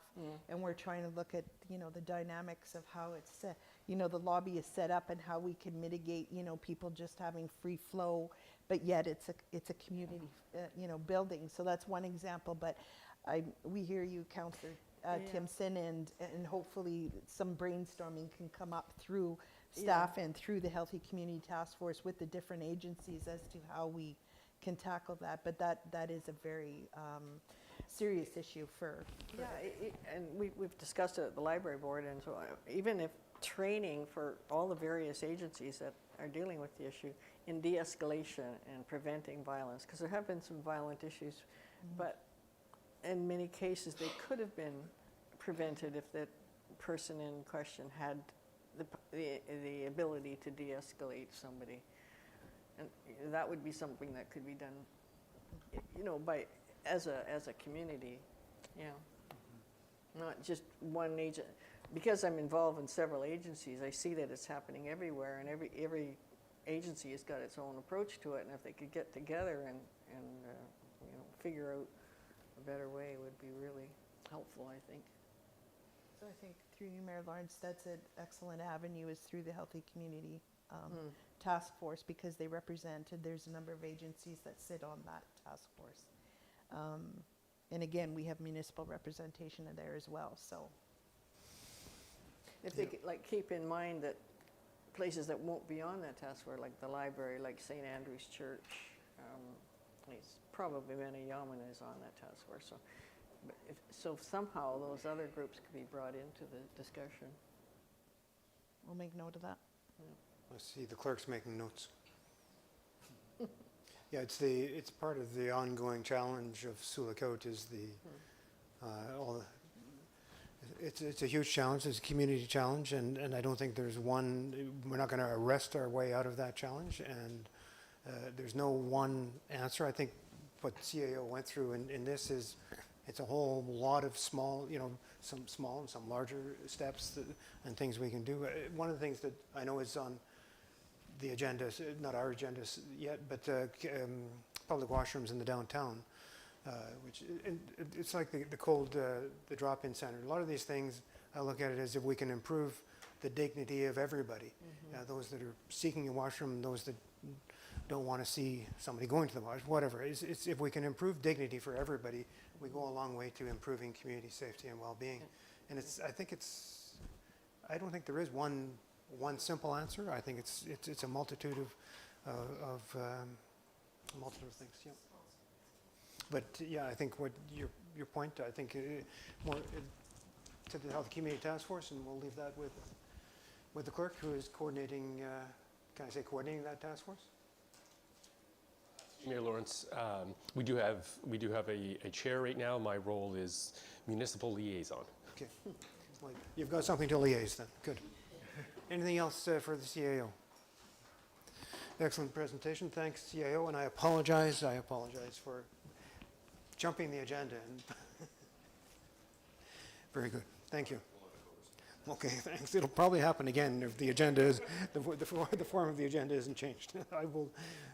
Now I'll go back in the agenda from item, whatever we're on, item 8. Next item will be 9, consideration of items requiring separate discussion, staff reports, and item 7.1, Moosehorn Road Resurfacing Project Construction Award. The council awards the contract for the application of double surface treatment road surfacing on Moosehorn Road in Sioux to Miller Paving Limited in the amount of $154,100 plus HST, and further that council authorizes the passing of bylaw number 34-23, being a bylaw to authorize and direct the mayor and the clerk to execute a contract between the municipality of Sioux and Miller Paving for the application of double surface treatment on various municipal roads or on Moosehorn Road. Through Mayor Lawrence, in this case, it is primarily Moosehorn Road. There may be a few other minor things, but included in the contract. yes. Thank you. Moved by Councillor Cassidy, seconded by Councillor Bone. Discussion starting with Councillor Timpson. Yeah, I'd like to know a little bit more about the long-term plan. It says you're going to do it. I don't think you've got it right with you right now, but I would like to know a little bit more about that. And the other comment I wanted to make is that Moosehorn Road, to my recollection, it was just resurfaced in about 2010, and sort of puts into question the quality of materials and the work that was done back then. Through Mayor Lawrence, it was only the first kilometer that was done in 2010. Okay. From Whispering Pines on, it hasn't been touched in years. So we have it ditched and all prepared for chip and seal for the last few years. And it's just been put off from previous projects and other things going around the municipality. And Public Works Supervisor, is the life of surface treatment, my recollection is it's in surface treatment is 10 to 15 years with maintenance versus asphalt is Correct. 15 to 20 years Yes. with maintenance. So it's, even that was done in 2010, it's met its life cycle. It's That was surface treatment. surface treatment. Yeah. Surface treatment is a lower cost, and with that lower cost, you get a shorter life. Councillor Bone. Do you have any roads in mind that you're going to do additional work on at this point? Through Mayor Lawrence, not this year. Well, we are going to do some more ditch in Hudson. There's 2 more streets we have to finish off in Hudson till we do the chip seal next year. We have to do ditching and road preparation well in advance before we do all this. So we try and do a lump sum of chip seal. The reason why this was pulled off a few years ago also was because we had so many projects that go at the same time, and this was such a large undertaking on itself. That's why it got pushed to its own little project. Okay, thank you. Anything further, Council? Councillor Costco. Do we have a roads plan? Like, do we do one road a year? Through Mayor Lawrence, we try and do what we can through budget. But you have a plan of, you have some priorities on a list. Yeah, sorry, yes. I know you do. You've got a lot of priorities. There's a lot of priorities, yes. The list is very long. Anything further on the Moosehorn contract award, Council? Councillor Yeah, Timpson? I'll be interested to see the long-term plan, and hopefully we can consider that in the budgets, next budget. Councillor Bone, did you raise your hand? Nope, sorry. If there's nothing further, all in favor? Carried, thank you. 7.2, updates to animal control bylaw. The council authorizes the first reading of bylaw number 9-23, being a bylaw to regulate the keeping of animals within the municipality of Sioux. Moved by Councillor Cassidy, seconded by Councillor Van Breda and start the discussion with Councillor Costco. No, sorry, I have JC. I'm not sure which JC it is. Councillor Cassidy, was that you? Yeah, thanks. Just a few general comments from my review. I think it's section, I think it's section 5.4.6 speaks to confining animals in heat. I don't see a definition for confining. That may be something to explore, or I don't know if I don't know how we force someone and how they confine an animal in heat. I don't know if there's, you have some input on that. Through you, Mayor Lawrence, yeah. So typically confining means keeping within one's premises or on one's property. Yeah. Okay, so that would be, that'd be a definition to add to clarify that, which they're supposed to do anyway. Mm-hmm. 9.3, and some of the other verbiage around selling of animals that we have. I don't know that I like the selling aspect of it. If we take someone's, I don't know if we sell or find other accommodations for the animal or something along those lines. 9.3.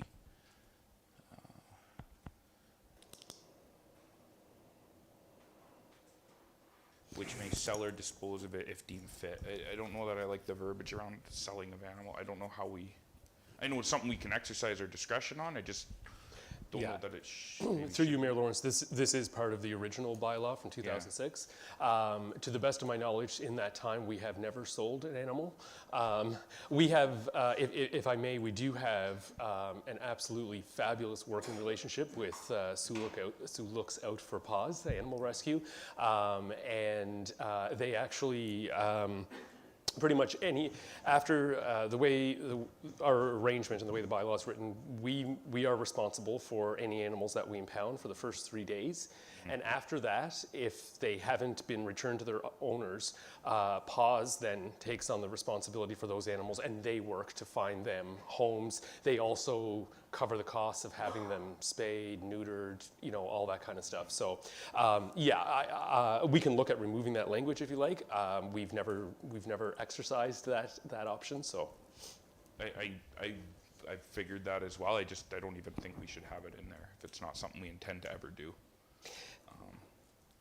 And speaking of that, the redemption period, is that 3 days a standard to claim an animal? Is that standard on other bylaws? Or I just think my thought is someone's out of town and you have your cousin come over, look after the animal, and they take off, they can't find them, and you can't get a hold of the owner, and is 3 days enough or is it 7? I don't know. Through you, Mayor Lawrence. So again, the municipality is responsible for the animal for the first 3 days. Then we would turn it over to PAWS. They would likely keep the animal until the owner returned before they would try to adopt it out. That's generally how. Okay, I see. Yeah. So it'd just be our custody until it goes forward. Yes, yeah. The reason we keep 3 days is because. As you probably can appreciate, the pound is pretty small, and we don't have a whole lot of space. So if we extended that period of time, it would challenge our ability to continue to pick up animals or cats or whatever. I'll just leave it at that for now. No, that's fair. The kenneling license, is 1 year standard? Is that all we can do on a 1 year? Like, I'm just wondering about administrative burden on, issuing kennel licenses every year. Is that something that is standard, or could there be longer terms on a kennel license, like maybe up to 3 years or something along those lines? Right. Through Mayor Lawrence, the rationale for having it 1 year is so that it matches the same for the pet renewal licensing. Okay. And that is actually a little more onerous than the kennel licenses because we don't actually have any kennel licenses at this point. So although we will be doing some public education in the coming months, because we are finding that homeowners are keeping more than the permitted number of pets, which would then trigger the need for a kennel license, and they're not doing that. So we do have a few pet owners in town who have far too many animals that they can take care of. I mean, there's one home that we're working with right now where there are 17 cats living in the house, which is, you know, obviously outside of what the bylaw permits. So. Wow. And then the kenneling licenses, do they speak to a minimum size of the kennels that can be? I know we don't have any, but in the event that, you know, someone did look, because I think a kennel would be a viable business in this town. Like, is there a minimum size that's spoke to in kenneling license, or would that be covered under this bylaw?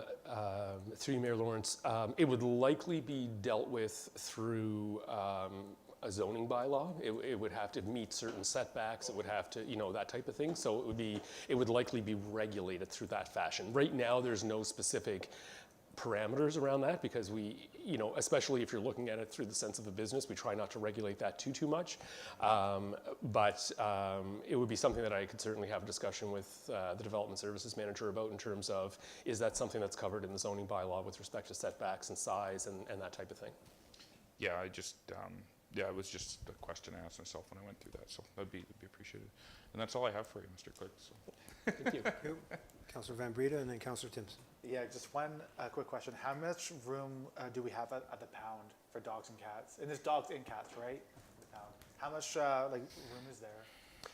So we're actually doing some reconfiguring of some of the kennels this year. Again, with the very grateful assistance of the facilities division.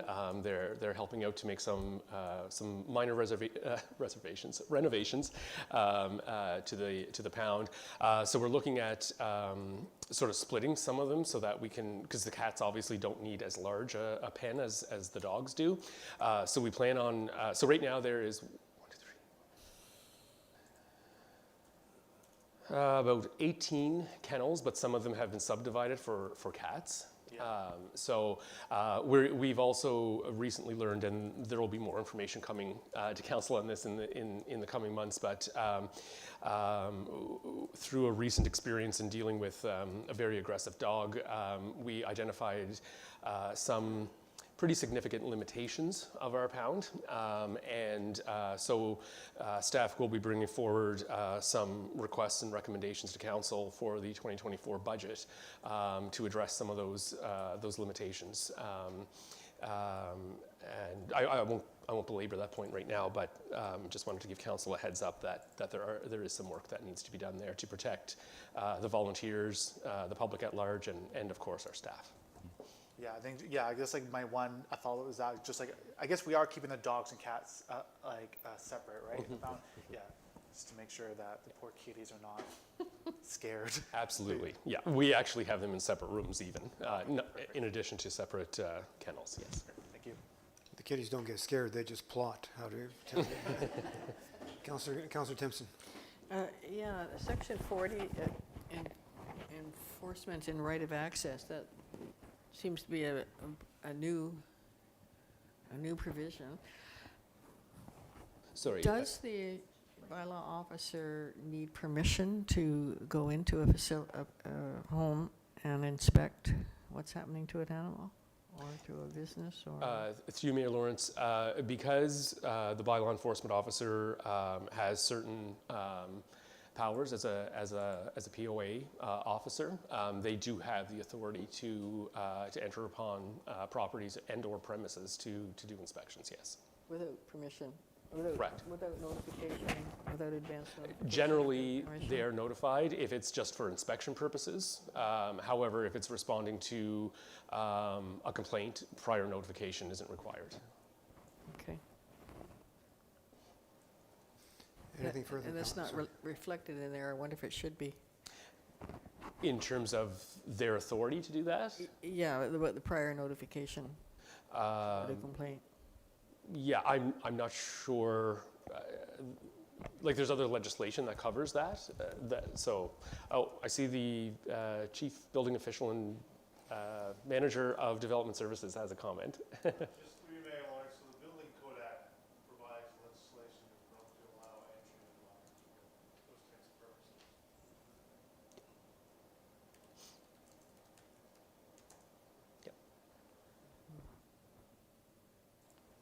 Anything further, council?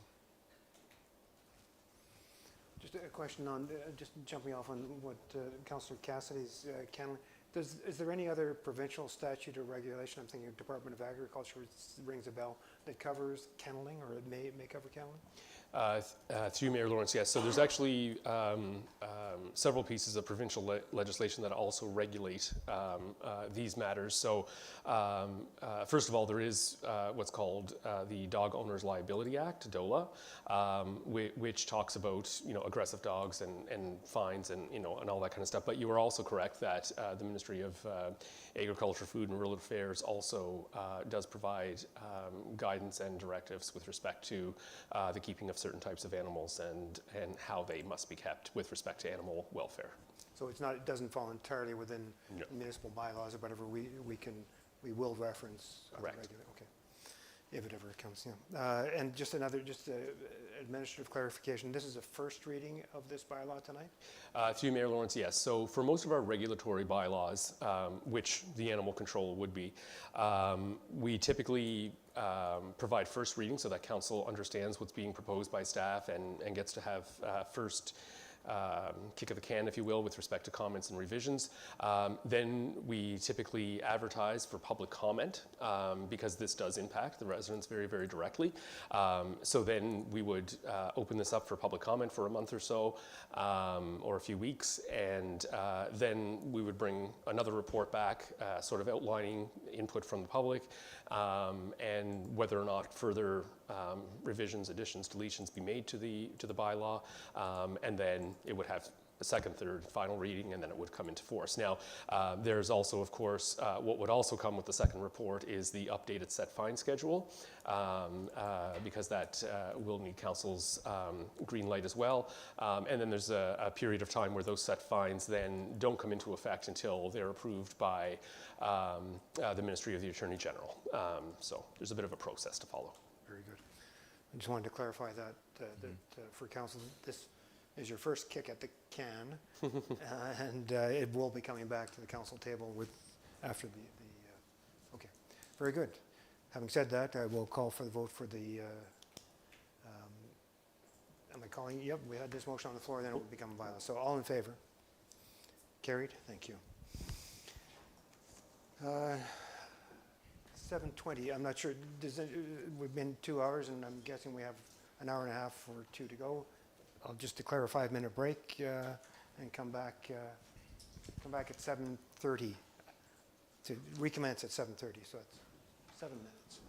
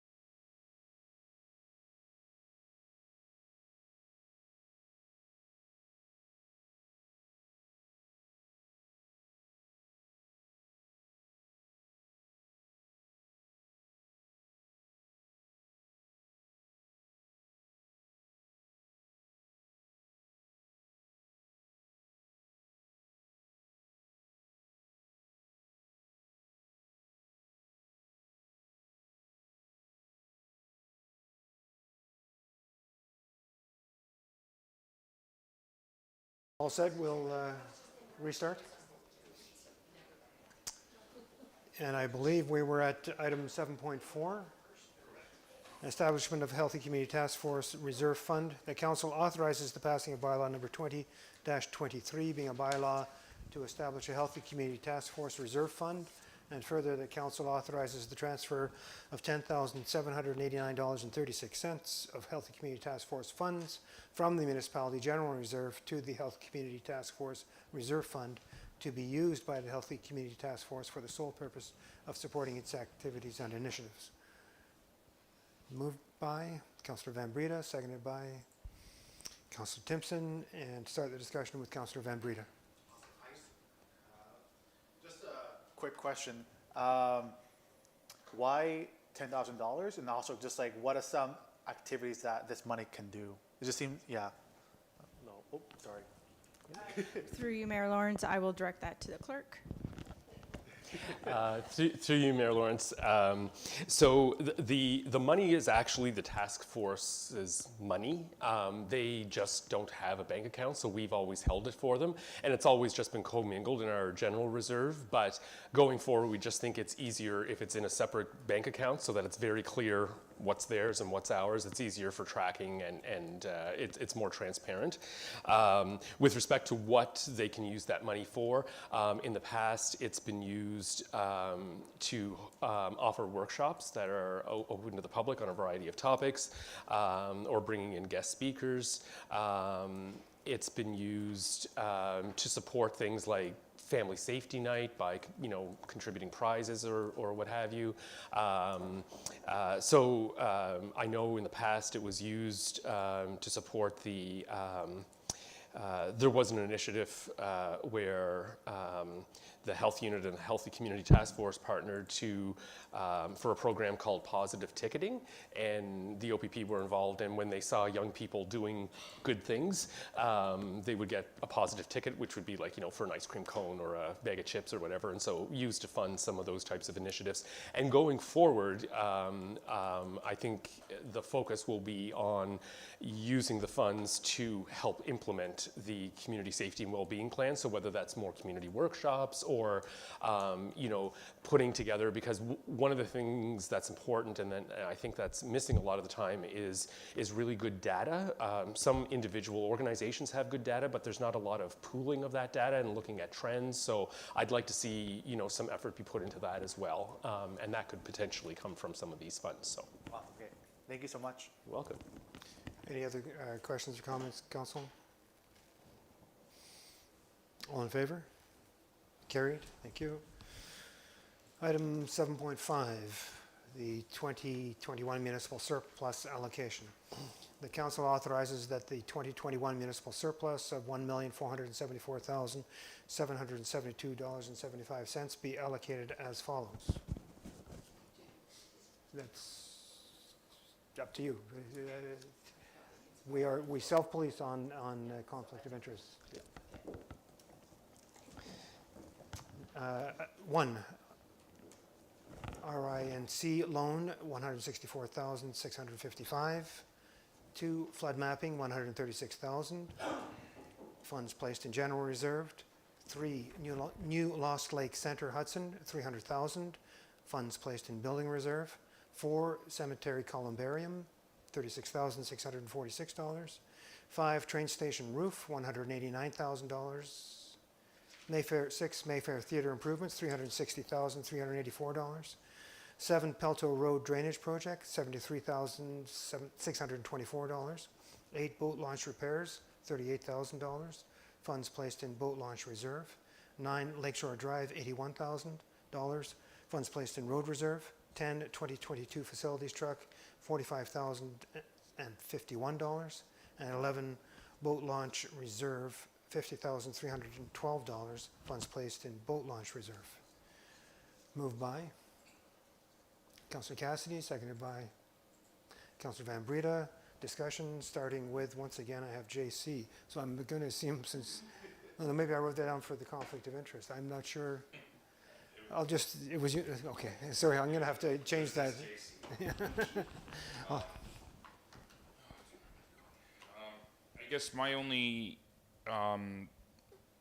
commenter, one thing I would like to see added is I would like to see possibly 50 to 100 set aside for some Cedar Bay improvements. I know we have the ad hoc committee going, and we're hoping it's coming in, the report's coming in June, and there's some studies and some preliminary work that we hope could get off the ground, and we're wondering if we could discuss here tonight if there's a way that we could find that money in this list that we could allocate to Cedar Bay to look at some of the stuff that's coming. So through you, Mayor Lawrence, this is just recommendations that is coming from staff as to where those where we would like to see those funds used. Of course, I don't know anything that's currently going on in regards to Cedar Bay, but you can rearrange these funds in whatever way that council decides to choose from. I would, yeah, I'll let council. I thought there was an excellent rationale beside each one of these allocations. I thought it was a good report and gave a really good explanation of why you're making the recommendation you are. I would, personally, I'm hesitant to say, and I understand you're looking, what you're asking for is good, but it would mean taking it away from one of these recommendations. But Councillor Lego. Okay, so number 8, 38,000, that's what was asked for in the budget? Through you, Mayor Lawrence, that is correct. That is repairs that was applied for through the flooding funding for the municipality that we were declined with. So council can choose to use the surplus in order to offset those costs so that those repairs can still be done this year, or decline it completely. Okay, and so number 11, the 50,000 to boat launches, that's just extra money that was available? So through you, Mayor Lawrence, that is correct. And as of right now, we have currently no money in the reserve. Right now, it's zero for the boat launch, any repairs or any sort of major items that need to be done on any of our boat launches. So this is a way to start that. Okay, so, but we have the 38,000 to start it, right? To deal with the 3 boat launches, that's currently in the budget, correct? For me, that 50,000, if we could switch it over to Cedar Bay and then look later on at any mat tax or other things that are coming down the line that we can start putting into the boat launch and Cedar Bay. So, Yeah, through you, Mayor Lawrence, we can totally do that.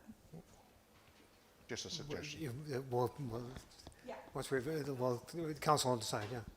But two councillors, I think, Councillor Cassidy, is that the same one that you were sort of? I had some other options. One of my thoughts was the cemetery, the columbariums. From my understanding, I think Mr. Clerk, you could help me. That's a cost recovery project, is it not? Based on that, so as part of that cost recovery, and we're trying to save the interest. Would that interest, some of those interest costs, be built into that cost recovery of it, or? Through you, Mayor Lawrence, the fees that are charged for the columbarium niches, the intention was that they would help cover the cost of the initial purchase, but not the long-term debt servicing costs. So if this is converted to long-term debt, it'll actually be a little bit more because you have to service that debt. So the cost would be a little bit more for the if we put it on long-term debt, yes. Councillor Van Breda. I have a question about number 6. I understand that this money was already spent, right? The 360,000. So, everyone knows my thoughts about the Mayfair Theatre. Has there been any prospective buyers? If you could speak about that, has there been any news about that going on, or? Through you, Mayor Lawrence, I'll direct the question to the CAO. Oh, I was going to direct it to our Development Services Manager. Mayor Lawrence, I've actually taken a few people through. Sorry, Jody, could you come up? It won't hit the airwaves unless you use the microphone. Through you, Mayor Lawrence, I have taken different groups through in the last couple months. One group seemed fairly promising, and I thought they were going to provide a proposal actually for this meeting, and nothing came through. I have reached out to just kind of see if they still intend on moving forward. And actually, yesterday I took another local group through that seemed fairly keen on the building and are potentially going to bring something to the May meeting. Okay, awesome. Good to know. Councillor Timpson. Yeah, and I agree with the paying off these debts, especially that rink. I had no idea we were still paying for that rink. Yeah, and I totally agree. I think that money needs to be put into things that have not been, that have no propensity for their own revenue, and I totally agree with Cedar Bay that I was going to suggest half of the boat launch, but I was surprised when Councillor Lego said all of it, because I thought boat launches were his baby. So I would fully support that. Council? Councillor Bone. Number 2, on the flood mapping, I know we're gonna touch on it at 7.6 as well. The water around Sioux, we don't actually live in a floodplain, so we don't have like just instant waters come and wreak havoc other than infrastructure. 3rd Avenue in front, a good example.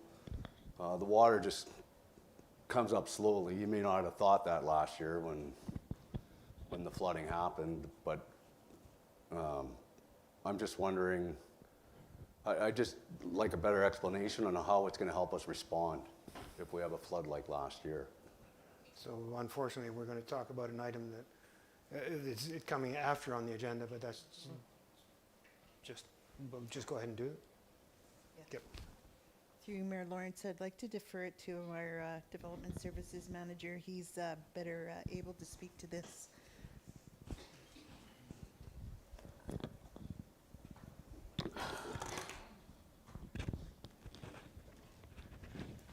Through you, Mayor Lawrence. So part of this process, like last year, was a bit of an eye-opener. I realize that this isn't a normal circumstance, but the goal of this is to help limit the impacts of the next flood, which could be 50 years, could be 10 years, could be 30 years. And just to get better information on our current infrastructure in these areas at risk, and to provide options for flood mitigation in the future, so council can then therefore in the future, budget for these items to hopefully kind of prepare for the next one, so we aren't kind of, I feel like we were kind of caught unexpected this year, or the last year, and this is kind of the first step in the process. It's years in the making. I mean, this isn't going to happen in the next 5 years. This is going to be the next 20 years of trying to limit the impact of the next flood, which I think with climate change and just the weather events we've seen in the last 5 years, that hasn't, I don't recall, has been seen in the years I've lived here anyway. We'll likely see more, so. So would this flood map identify the areas that are at risk? Is that what you're trying to do, like as infrastructure? Like, is it twofold? Does it include the infrastructure, where it's at and what the capacity is, whether it's brand new or 40 years old? Yeah, so through you, Mayor Lawrence, so we already generally know where the at-risk areas are. It's just a further in-depth look at the stormwater infrastructure in place, the impacts of, like a lot of these areas are lower lying, so a lot of the stormwater from the community itself gets funneled to these areas, so the impacts of that, the age and condition of the infrastructure, stormwater infrastructure in the area, the road systems in the area, and just it's a big information gathering is part of it, and then, like I say, to provide mitigation,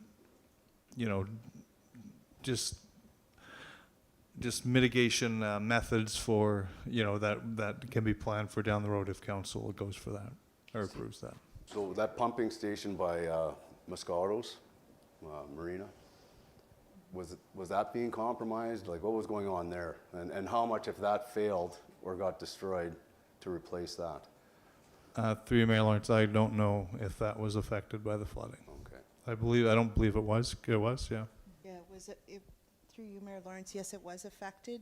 We were able to mitigate the potential for further disaster, so we were lucky. But it was affected by the flooding. I would say that as well that this is going to give us details that we don't have, as the CBO said, and also some tools that will allow us to map zones and identify for developers and others what potential flood levels are, and if you want to develop there, do so at your own risk or whatever, how appropriate means we have to control that. The other thing is that there was hundreds of thousands of dollars of damage to private residences and residential. And when I say 100,000, maybe it's a million. We don't know because those applications go elsewhere. And there was much damage that was done that wasn't eligible for the provincial flood relief. We as a municipality applied for municipal disaster relief, and we are eligible up to $450,000, whatever it is. And we will be recovering that. It'll depend on how much, not 100%, but recovering that. But I would say to council that if we don't do this flood mapping, provincial and federal agencies are not going to fund us for, if you don't look after your own backyard, the insurance company won't back and say, we'll pay for those damages again the next time. And the liability we might incur from private residents, what have you done to mitigate damage? What have you done for the next event, which might be 2 years from now? I mean, they're calling 100-year storms. I saw somewhere in the States where they said they had 300-year storms in the last 6 years. Mm-hmm. Those aren't 100-year storms anymore. Those are now 5-year storms. This may happen again very soon. And if we don't do what we can, and this is a first step, but it demonstrates accountability, it helps to alleviate liability and gives us some measure of prediction and control. If we don't do it, I would say you're putting the municipality at risk for hundreds of thousands of dollars, if not more, in lost revenue for flood damage and also liability from residential properties who say you did nothing. So the flood mitigation maps will be on par for an action plan as well? Like that, will that all be part of it? Like, cause, I mean, I'll be honest, I was there the first weekend, opening weekend when everyone went fishing, and there was a lapse, and we knew the water was coming up. So flood mapping or not, the work has to be done. I'm not sure what I'm saying is, like, we can have the flood map, but if we don't have an action plan hand in hand with it, and the water's coming, the information gathering and plan comes first before you have to do that and get a scope and cost and whatever, and do what's reasonable and sensible from. I understand that, but use the map, or if the map isn't in play, you know, there was a lapse. A lapse meaning? A lapse of the town being available the long weekend in May. I was here, I was sandbagging, I was looking for sandbags. It was hard, it was difficult, because the town garage closed down for the weekend. They were left at the rec center, and then the rec center closed. So we've also been asking, and some in the coffee shop knew what was coming before it came, I'm sure. And I say that respectfully and also tongue in cheek. But there are no predictive tools in place, and CEO and I have asked the province to have some predictive mechanism. We are in an uncontrolled watershed, and while there are point-in-time sensors out there that tell us what the level is, there's no predictive tool as they do have, say, for the Lake of the Woods Control Board. It's a 40,000 square kilometer watershed that comes through our little lakes here and comes up. So we have asked for predictive tools from the province. And I have no problem with that. I'm just part of the predictive tools that we were going to purchase is just, we have the action plan hand in hand. What are we going to do? You know, once it reaches these levels. CAO? So last year's flooding was a learning experience. Could the municipality and any other agencies have done better? Of course we can. We can always improve. Just some of the advantages of doing the flood mapping is it's a foundation for land use planning and government decision making, which is around the council table. It supports our emergency management practices. So we've already talked about as staff ways in which we could respond to flooding in the future. We now know where the low-lying area, we probably did know before, but we especially know from this flooding where the low-lying areas are and the problems are. So that's going to better the flood mapping, and mitigation is also going to inform us moving forward what our action plans are and what we need to have in place should this happen again. It also it informs us for mitigation. What infrastructure do we have in place? We know we've got a problem on Lakeshore Drive. We also know that there's a problem for one of our hotel owners that's on The bypass. is it First Avenue there? Yeah, First Avenue. It also empowers citizens and property owners to make informed decisions about where they want to build and related to flood risk. So they also have a responsibility too. So this will help inform them by having all of this information to people that want to build or add on the waterfront or add buildings on the waterfront to make those decisions based on the information that we provide to them. And in addition to that, what the mayor has said, it also puts us in a position that we could be in a libelous position moving forward, having not done any of this work. And also, too, some of the property owners have come to, and I know one in particular is having problems now with insurance on their property because their insurance carrier is telling them they're going to cut them off in June. So they're looking to they came to the municipality and said, what are you guys doing to help us? They want, the insurance company wants to know what the municipality is doing. And that's when we explained to the property owner that this report's coming forward to council in hopes to get that support so that it'll show that we are doing something moving forward into the future. Okay, let's go back to the list at hand. Councillor Cassidy. Yeah, the more I look at it, and I think maybe the boat launch reserve is something that maybe we defer to the 2022 surplus. I don't think that in the next, I believe, Treasurer, you alluded to that you're possibly forecasting a surplus for the 2022? Through you, Mayor Lawrence, yeah, we just started the process this week for the audit.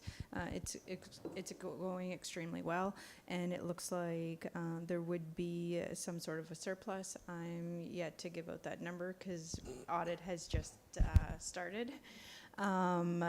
So I can look at that, and when the financial statements come and we know what that number is, that can be part of that report. That would, for sure. That would be my suggestion, is if we defer that, put it at the top of the list for 2022. We already have 38,000 going to boat launches this year. I think that could be reasonable, and then we could switch 50,000 to what to set aside potentially put into the Cedar Bay. Cedar, and specifically though, Cedar Bay is a pretty broad. What is Cedar Bay? Cedar Bay Reserve. Cedar Bay, there is a Cedar Bay Reserve as such. Yes. And then council will decide on the spending of that reserve. Reserve Okay, based on the development report. Okay. Yep. Based on the treasurer sort of saying that's what I'm fine with that. Let's go through. So in general, is this list, would that change 11 changing from boat launch reserve to Cedar Bay Reserve? If I put that to a vote, can I do that? Or is there something else specific in here that somebody wants to test the waters with? Sorry, wrong terminology. So with the clerk, with the amendment that the 11 boat launch reserve be changed to Cedar Bay Reserve in the same amount, we would then call the vote on that slightly amended resolution. Who moved this? Sorry. Councilor Cassidy. Are you in favor of that amendment? Yes. Then all in favor. Carried. Thank you. So I will ask, for procedure purposes, we need Councilor Costco to come back in for a moment, and then she will leave again just for timing purposes. This part of the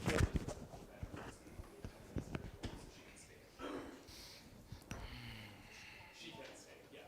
I'll just note the time.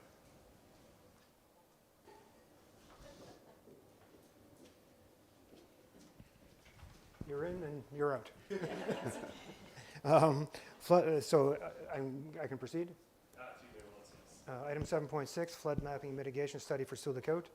The council authorized the passing of bylaw number 35-23, being a bylaw to authorize and direct the mayor and clerk to execute a contract between the municipality of Sioux Lookout and Kuwait and Alaska Limited in the amount of $118,420 plus HST for the provision of flood mapping and mitigation study for Sioux Lookout. And further, the council authorizes a contingency of $10,000 should additional costs be incurred due to required data purchases that may be incurred that is not included in the proposal. And further, the council include an additional $5,000 for the purchase of a flood view tool program to aid in assessing risk of flood. Moved by Councillor Lego, seconded by Councillor Cassidy and Councillor. So you had declared interest on this one too, so. Sorry, thank you. Thank you. And discussion, further discussion, Council. Do we need further? Councillor Van Breda. Just my one quick question here. So they only did the flood mapping on the area and on the figure 1, right? Just like the Sioux Lookout proper. I'm sorry. What, sorry. So they only did the mapping so far just on. They haven't done any mapping yet, I don't think. So this preliminary map, figure 1, flood mapping study area on. It's just showing the study area. Yeah. The general area of study. But are they going to expand it to the other parts of town, not just within this map? Are they going to do, let's say the outlying areas of Sioux Lookout, Hudson, Alcona? Well, I think the areas are identified in the report. Okay. Just because. The areas where it is included are already identified in the report. Okay, because I didn't see, in the map just shows Sioux Lookout urban proper. It's not a flood map of the 40,000 square kilometer watershed, if that's what you're asking? Yeah. No, not at all. It's the specific areas, and the predictive mapping would have elevations on it that could be imposed on other areas in proximity. But And the other. I think the report is pretty clear on what it's covering. It specifically identifies the area, yeah. Okay. The one thing too that I did not see in the map, or excuse me if it was, and I just crossed over quickly once, that they did explain that the history of Sioux Lookout, that Sioux Lookout is a swamp.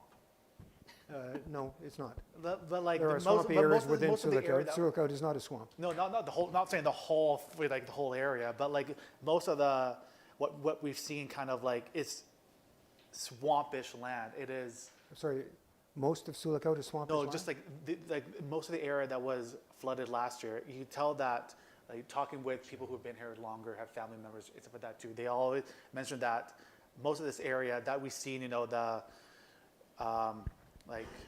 Sunset Inn and Suites, that area, that all was at one point swamp.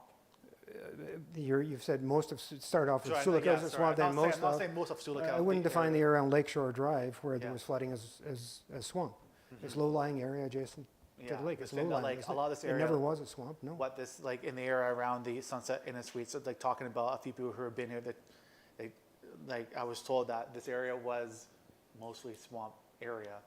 Low-lying area. I mean, Low-lying, absolutely. That's at the outlet of Frog, what's it called? The Pelican Creek. It's a low-lying area. Yeah. That could, whether you want to call it a swamp, but Yeah. when you say most. No, I'm not saying most of the story, yeah. Be specific. Excuse, Sorry, you can't say Sioux Lookout is a swamp. Yeah. I won't permit that. No, And most of and all of the areas that were flooded were not swamps. Yeah, but I think it's a good way to point out that historically, before Sioux Lookout was a town that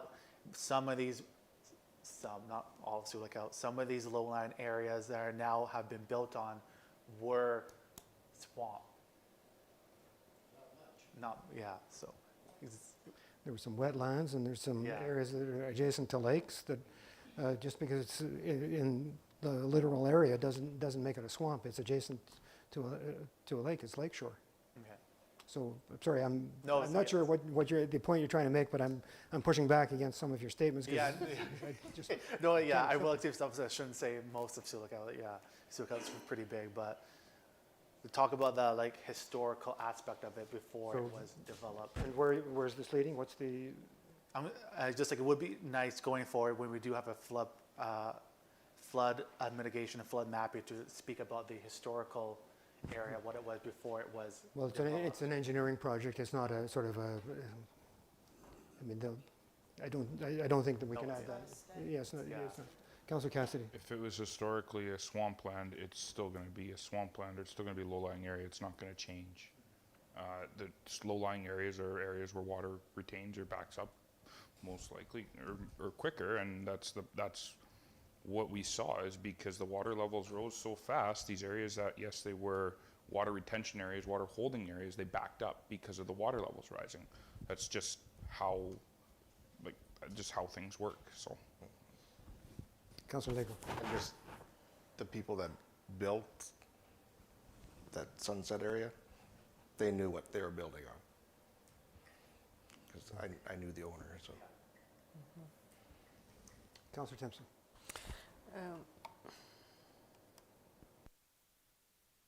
Yeah, I feel there's some, I really do feel there's urgency that we move in this, but not just in having a mapping, but having plans to mitigate, strict plan, because I know that they've been talking about in the environmental environments that insurance companies will cease paying if people have not been working towards mitigation as necessary for climate change, and it could happen again next year.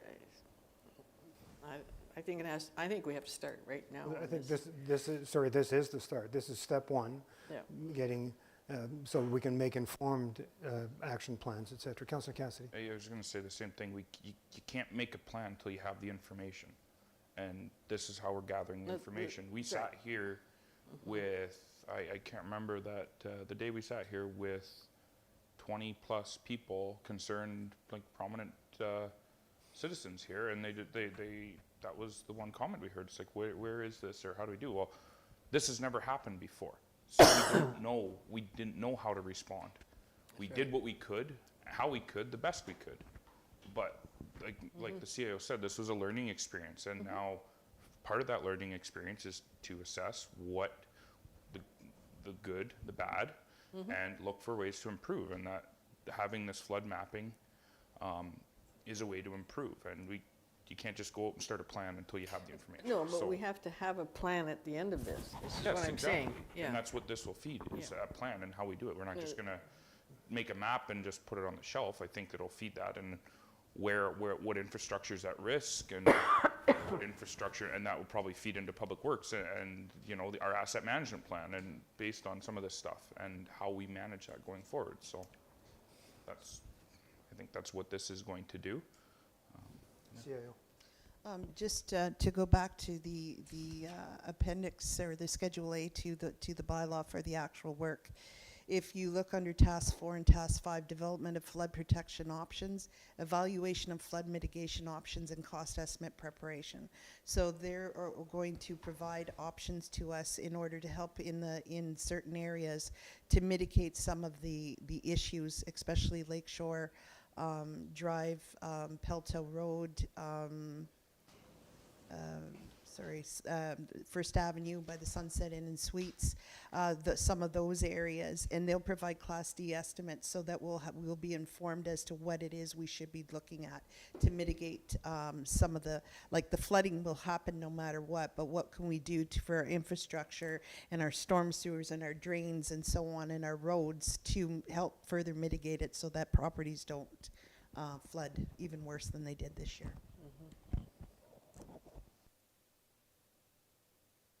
Any further comments, Council? All in favor? Carried. Thank you.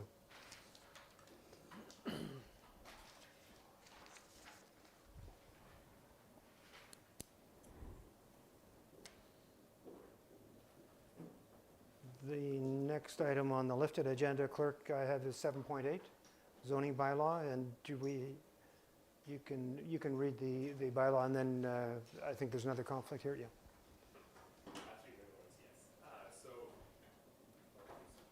Mayor Lawrence. Yes, so the Councillor Van Breda has declared interest in this item as well. So because this is the one that we brought forward from the statutory public meeting.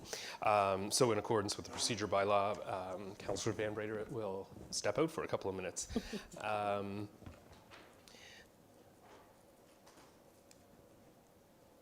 So the resolution, the motion, my apologies, reads, that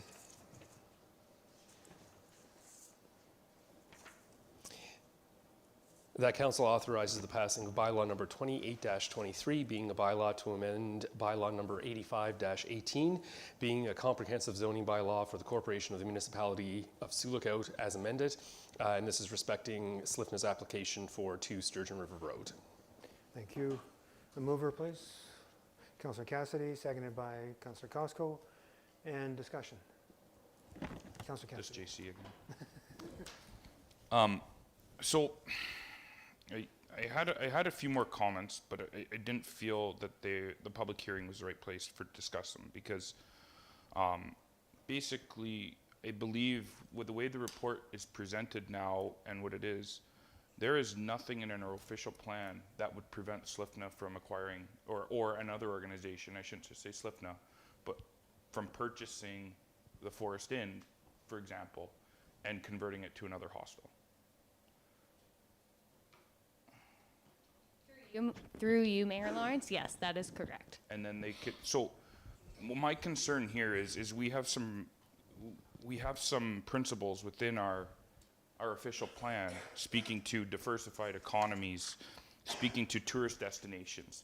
If we have mechanisms in our OP and we've set precedent for it now, I think through 2 of these, that allow for this to continue to happen, we can see our hotels go off the map faster than they can be built. And my proposition, and I think I would like to see something potentially in our official plan that we look to mitigate this. Either, I don't know if there's a ratio of hotel rooms that we look to have on ready to support, because you have contractors coming to town, you have tourists coming, you have family members coming up to visit. We are a tourist destination, and we are so far away from other services that when contractors or other people come here for work or for meetings, they need somewhere to go. And if we have an official plan that can allow for our hotel beds to continue to deteriorate or potentially get taken off the market this way, and these are business-to-business agreements, and I feel like we lack some teeth on how we can preserve that and support a diversified economy, because there, as much as an organization like Slifna is our largest employer, they're not our only employer. And there are other services that in this town that rely on having a strong hotel sector so that they are not staying in Dryden. We've had hockey tournaments that had to be canceled this year because they couldn't find accommodations. Teams coming in to town that had to stay in Dryden because they couldn't get accommodations here as well. And I think that's something we need to consider, because I know Slifna does bring a lot, but there are a lot of other businesses in town that do rely on our hotel sector and our accommodation sector that I think we should take some steps here to look at options that can protect that and that can help to provide some direction in future applications that could come forward. Councillor Timpson. I understand for certain what you're saying, but one of the reasons the contractors cannot find hotel rooms is because there's patients from the north that are in these hotels, and perhaps we need to be discussing with Slifna where they might want to build a new hostel somewhere so that it doesn't impact on the actual hotel industry. So I would just suggest that I think our efforts should be in getting our economic development officer in position and quadruple down on attracting hotels to town. I think that's where I think that the rooms occupied in the hotel converted to a hostel were going to be occupied anyway by, as Councillor Tim, by patients. I agree with you. I share the same concern, but I think the answer is to really quadruple down on getting hotels developed in town. And this will certainly, I think, I mean, we know there's a market here. We have to sell that and push. Councillor Cassidy. Yeah, and I understand that, and I think we've seen from the property that we sold the beginning of last term to now, and I understand there's been some variations. It is a long process to get that in place, and we have now seen 2 hotels converted to hostels before 1 hotel can get built. And the way I phrase this too is a hotel can service both. It can serve as accommodations for people from the north, and it can also serve as accommodations from people from the south and not the north and other contractors. It can fit both. It can support both. When it converts to a hostel, it's only supporting one. And that is, I believe, as much as they support everywhere else, I believe that is my hang up on that. And I understand what you're saying, Mayor Lawrence, about, yes, we should double down, we should push. There's a lot of factors and a lot of things that can impact that. And if we were to get to a point where we see another hotel potentially proposing to be sold and converted to non-hotel uses, I worry about the continued impact that could have to other businesses and organizations in our town.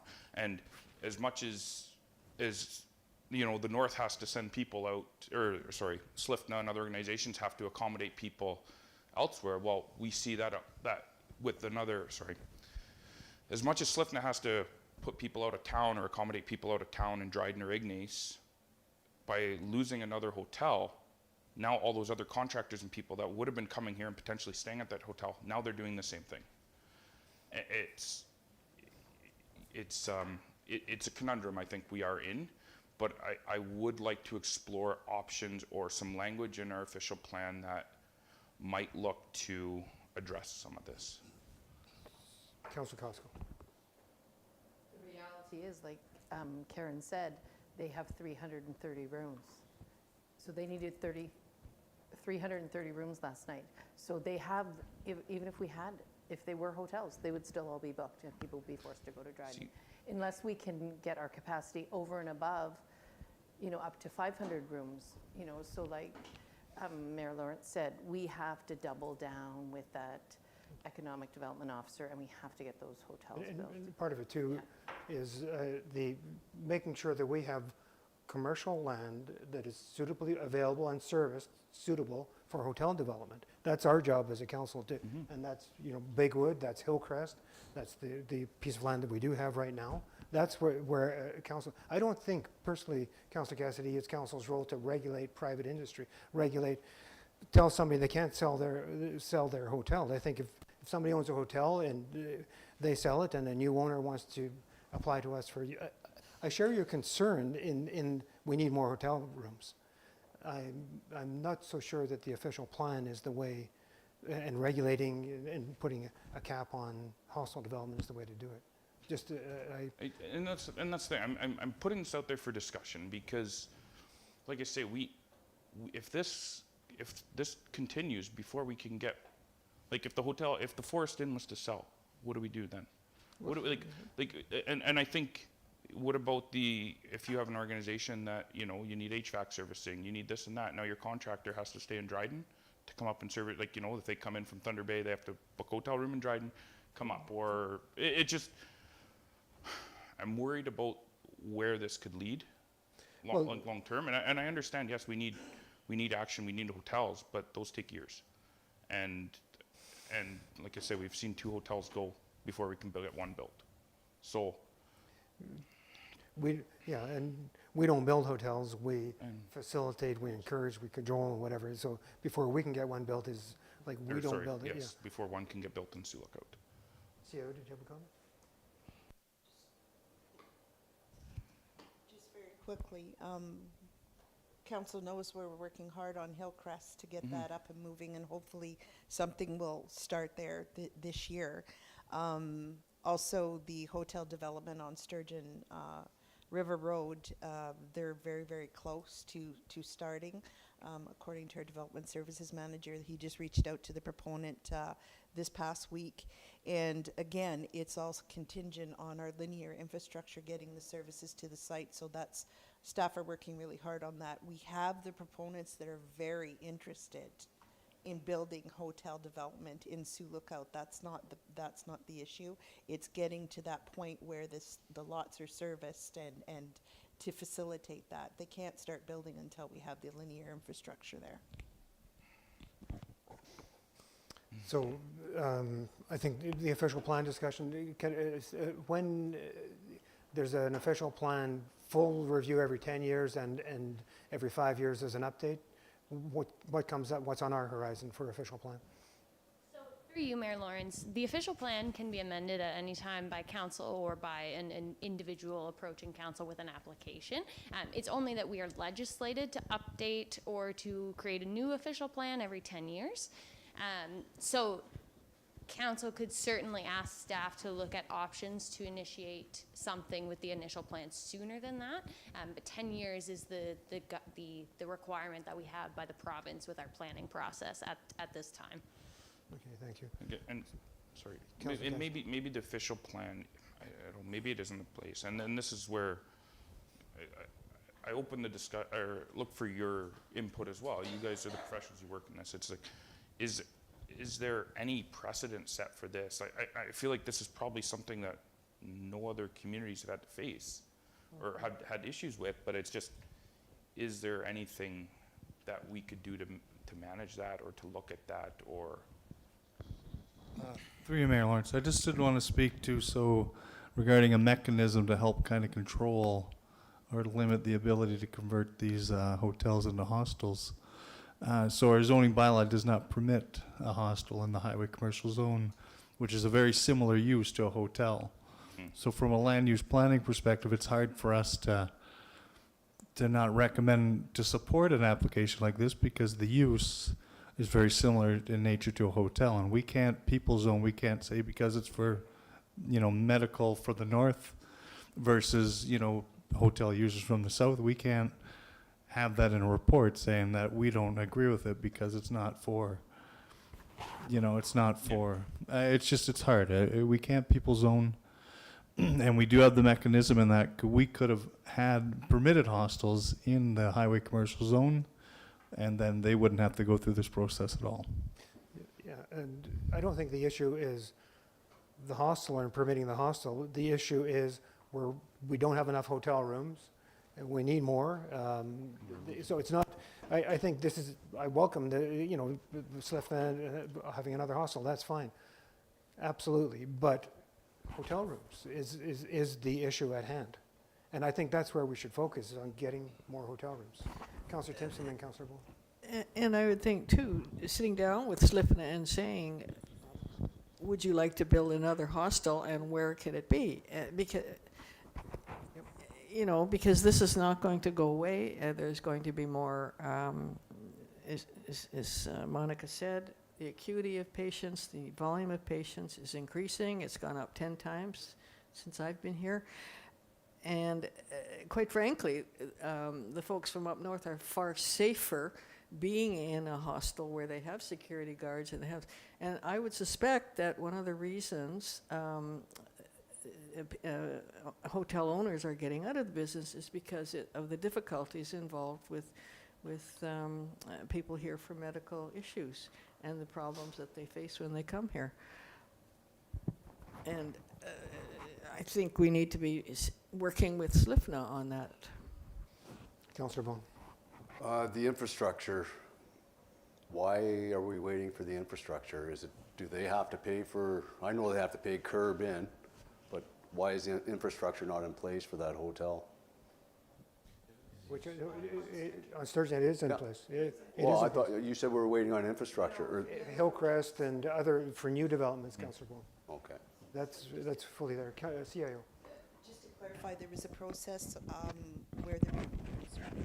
process where the proponent had to secure financing, had to secure investors and things of that nature. So now it's everything's in place. So they should be coming to Jody shortly to start that project. But the infrastructure on Sturgeon River is there. None of the holdup was because of municipal inaction. The municipality ready to turn the valve and give them water. Okay. Councillor Cassidy? Yeah, no, I guess, and CEO alluded to the other prospects, and maybe that's something that we could get an update on what other, you mentioned other groups that are right there to construct or to look to hotels. Maybe that's something that could come in lieu. Maybe what we could ask from this discussion is a report from staff on just sort of the spin-off from the sale of a hotel, what's in the future, and if it has to be in closed session, because there's possible deals, and we can do it in closed session. Just like maybe a synopsis, like how many rooms we have now, how many are hostel, and Councillor Koski. And it might be worthwhile, once our economic development officer comes online, to reach out immediately to SLIFNA and, offer our services to them. What can we do to help them so that, because I think it is important for them to have the hostels versus having their clients in hotels.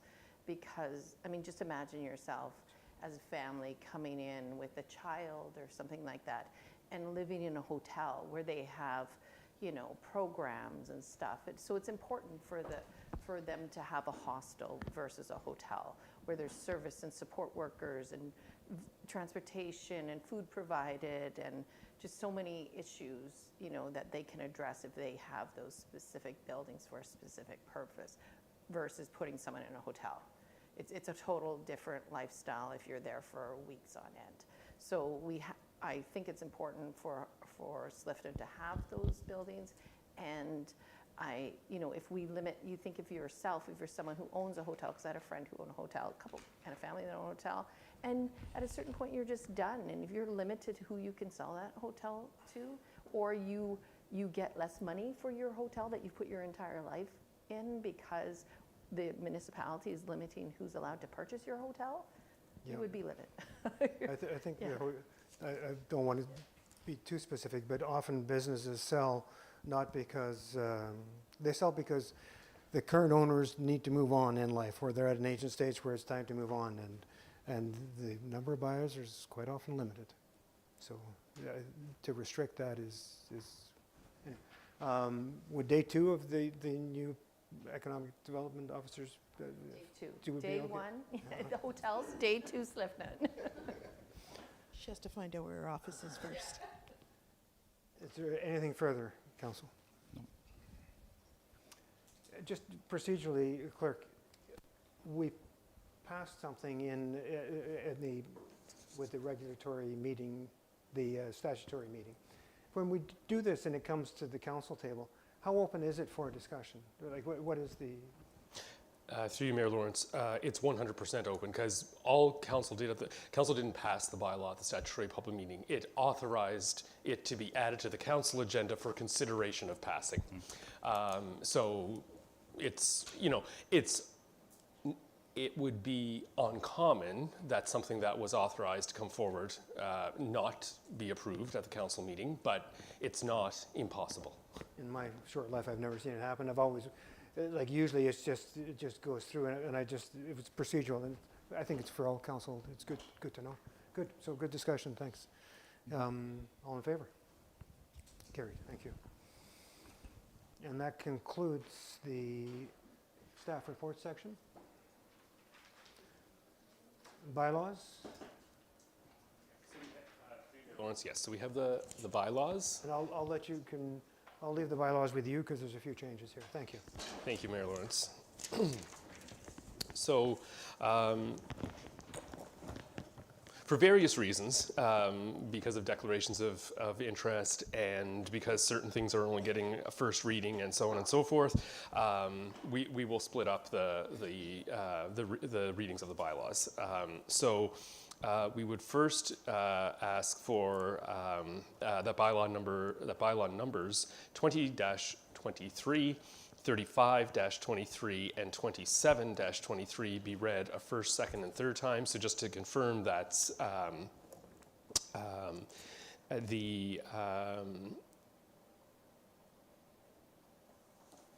nope, that's incorrect. Sorry. Okay.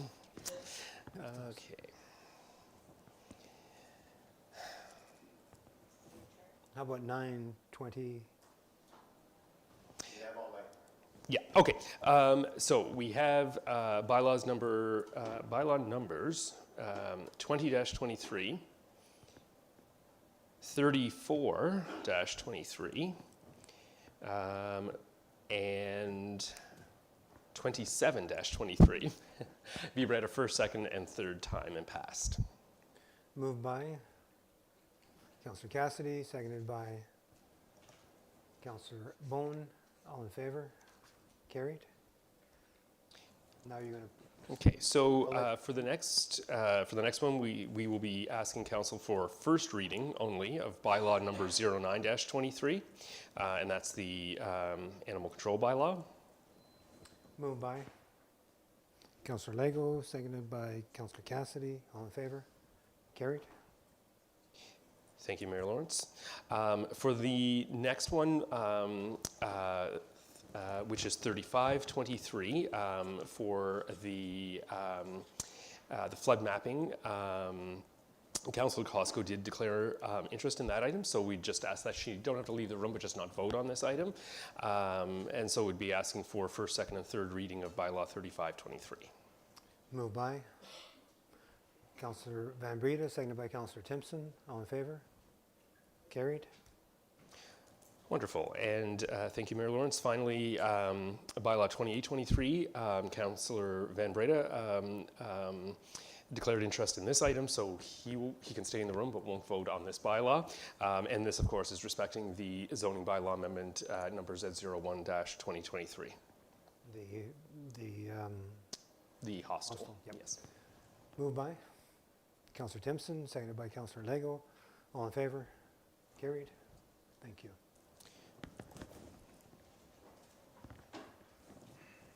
Thank you. We can move on to notices of motion. Yes, so through Mayor Lawrence, again, in accordance with the procedure bylaw, the notice of motion just gets read aloud by the clerk at this meeting, and then it's brought forward for debate or discussion at the next meeting. So this has been moved by Councillor Timpson. Whereas Sioux Lookout citizens have lobbied the municipality on numerous occasions to build an indoor swimming pool, namely in 1980, 2000 through a partnership with the Kenora Patricia Board of Education, 2014 as a partner with the Sunset Inn, and in 2019-2020 by citizens who conducted private research, a public survey, and consultation with the municipality. And whereas since 1986, 3 hotels in Sioux Lookout have built swimming pools in their facilities for public use, each remaining in operation for approximately a decade before closure. And whereas swimming is a necessary skill to acquire in a town surrounded by water and is a sport in which persons of all ages and levels of ableism can participate while providing therapeutic and health benefits for all concerned. And whereas Sioux Lookout is the hub of the North and an expanding center for healthcare, education, and social services, the clients of which would benefit greatly from access to a pool. And whereas Sioux Lookout must compete with all of Canada in the attraction and retention of business and a workforce at all levels and must provide appropriate amenities to do so. And whereas the closest location for swimming is over an hour's drive from Sioux Lookout, providing opportunities for loss of revenue for Sioux Lookout businesses. Therefore, be it resolved that the municipality of Sioux Lookout begin the process of exploring how a swimming pool can be established in Sioux Lookout. And that will be on next month's agenda for council's discussion. Thank you.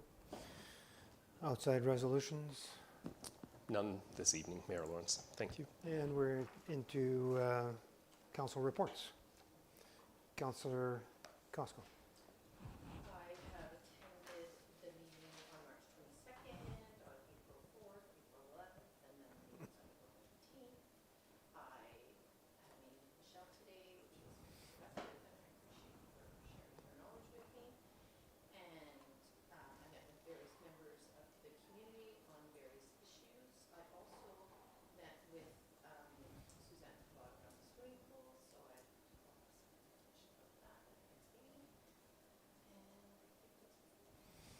Thank you. Councillor Bone. I attended special council meetings March 27th, April 4th, and 11th. I've been going through reports, spending quite a bit of time researching. I've also been familiarizing myself with the Municipal Act and other parts of municipal government. Thank you. Go ahead, Joyce. Councillor Timpson. Routine board meetings with the library and the hospital, and the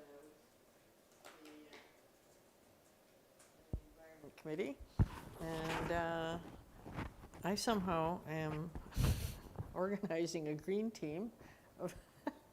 We don't know how that happened, eh, Reese? And anyway, Councillor Van Breda and I volunteered to be on the green team, and we had a really interesting meeting with the people around town who routinely pick up litter on their own, at their own expense, and very, very committed group of people. So they're all really excited, and the Environment Committee bought some nippers, they're called, or picture-uppers, whatever you want to call them. And a few people, we've been able to supply them with that. And we're hoping on Saturday to have an event whereby a group of people will make it public that we're doing this. It's going to be, Tim Hortons is supporting us. There's going to be free coffee, donuts, and Tim Hortons is going to supply the garbage bags and the gloves, and we hopefully will have enough of the nippers to hand out. And we're hoping that it just gets the publicity. Mind you, the weather might not cooperate, and we might not be able to see any litter. So we're going to be last minute with that one. So that was kind of the most interesting thing I did this month. And I greeted two of the physicians, locum physicians, in the past months, and two very delightful people, a young man, a young woman, and all are interested in coming back here on a regular basis. They are looking for jobs in the cities, but they both feel very committed that they will come here on a regular basis to help out at the hospital. So it's very satisfying. So that was basically my month. Thank you. Councillor Van Breda. Awesome, thank you. So just for the high level points, so I attended all regular and closed council meetings, spoke with some Hudson residents about the proposed tree harvesting, and also attended the meeting after the regular council meeting. I believe that was the last regular council meeting. Again, we're all looking forward in July for the next steps and kind of like what we can do as we're waiting for the response from the MRNF. I spoke to some property owners at Voyageur North Road to understand more about the road association issue. And also I will continue to speak with other more property owners to kind of get a better picture on this issue going forward so that I understand more of the issue. Spoke to some local Indigenous leaders about possibly joining the TRC committee to hopefully get that started up and running as soon as possible. And then I attended the regular environmental committee and also the special ad hoc committee about the green team. You can read more about the green team in this week's Sioux Bulletin. Councilor Timpson wrote a little story about that and included a picture of all of us. And also looking forward to the upcoming NOMA conference with Mayor Doug Lawrence and CEO Michelle LaRose next week at Thunder Bay. And also I'll be attending the Ending Homelessness Symposium in Toronto on May 4th and 5th. And I'll come back with more information about that on the next regular council meeting. Thank you. Councillor Cassidy. Yeah, for myself, a PACE meeting last night,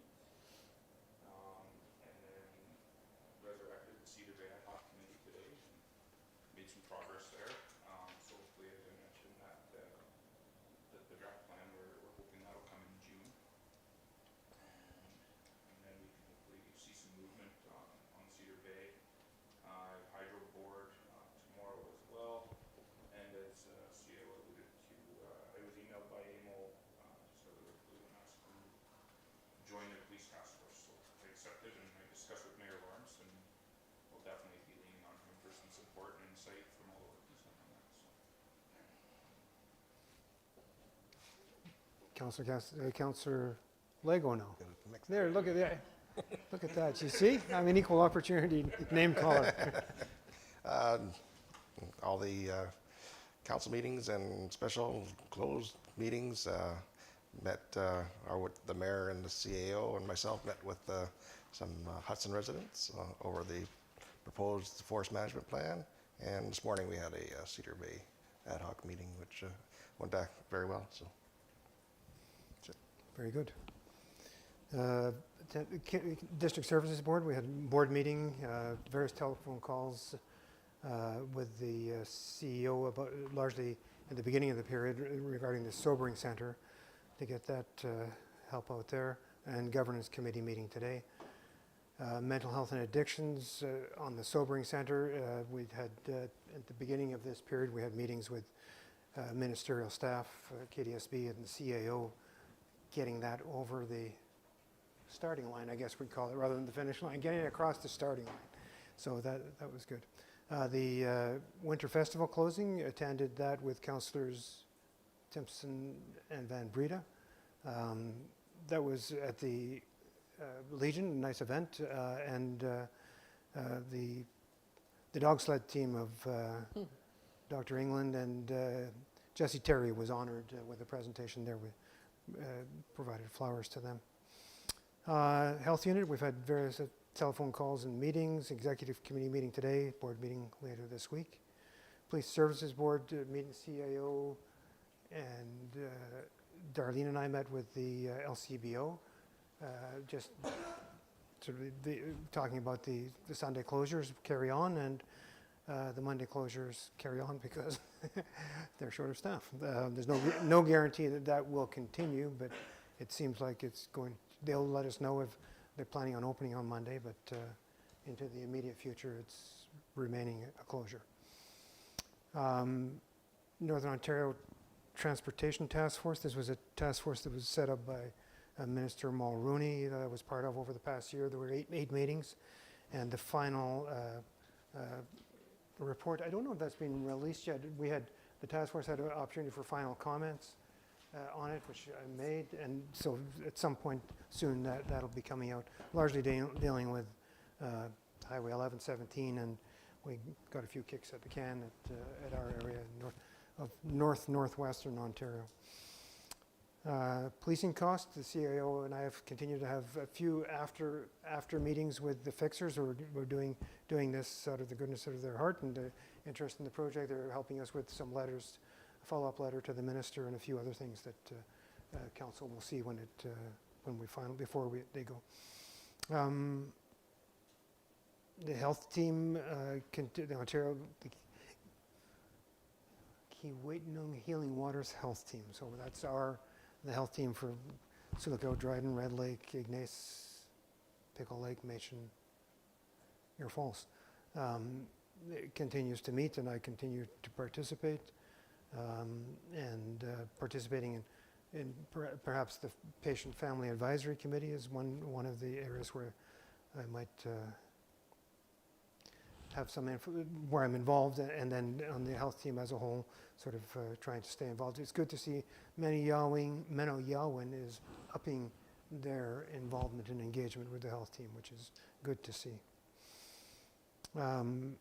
Media interviews with the Bulletin, I think that was about flooding. TBT News about the Safe Consumption Services study that was released, and Northern Policy Institute about policing cost and the supportive housing project.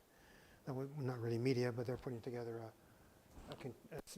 a third of a series of articles, and they wanted to talk about the impact of the supportive housing on policing. So it's a positive story.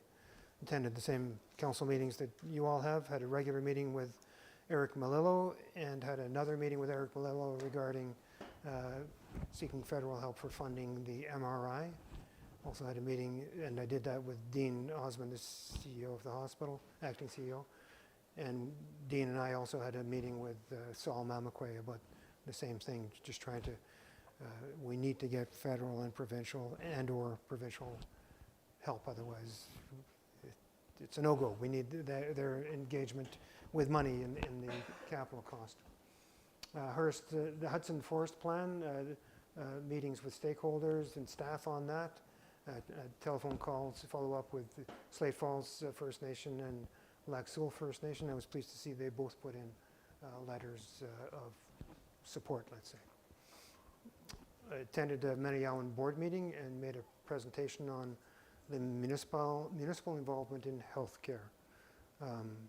Councillor Timpson would know better than I how it went down, maybe like a lead balloon, or maybe it went well.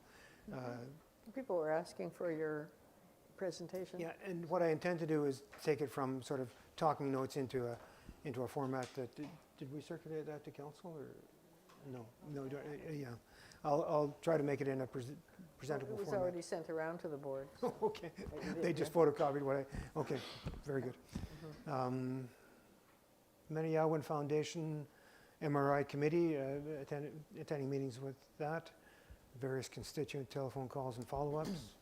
It's a broad range of things that we deal with, right? So from evictions to a new law regarding early release on bail releases, to the development of a property. So it's the municipal level. You go from healthcare to landlord-tenant issues, to new laws for the Solicitor General to consider, to just development issues. And I've been asked just earlier this week or late last week to stay on the AMO Health Task Force, which is another one of the AMO Task Force that I've agreed to do so. It's just another way to get the Sioux Lookout voice, the Northwestern Ontario voices, heard. And that's my month. And we do have a closed session tonight. So thank you, staff. Council moves into closed session at 8:40 p.m. to discuss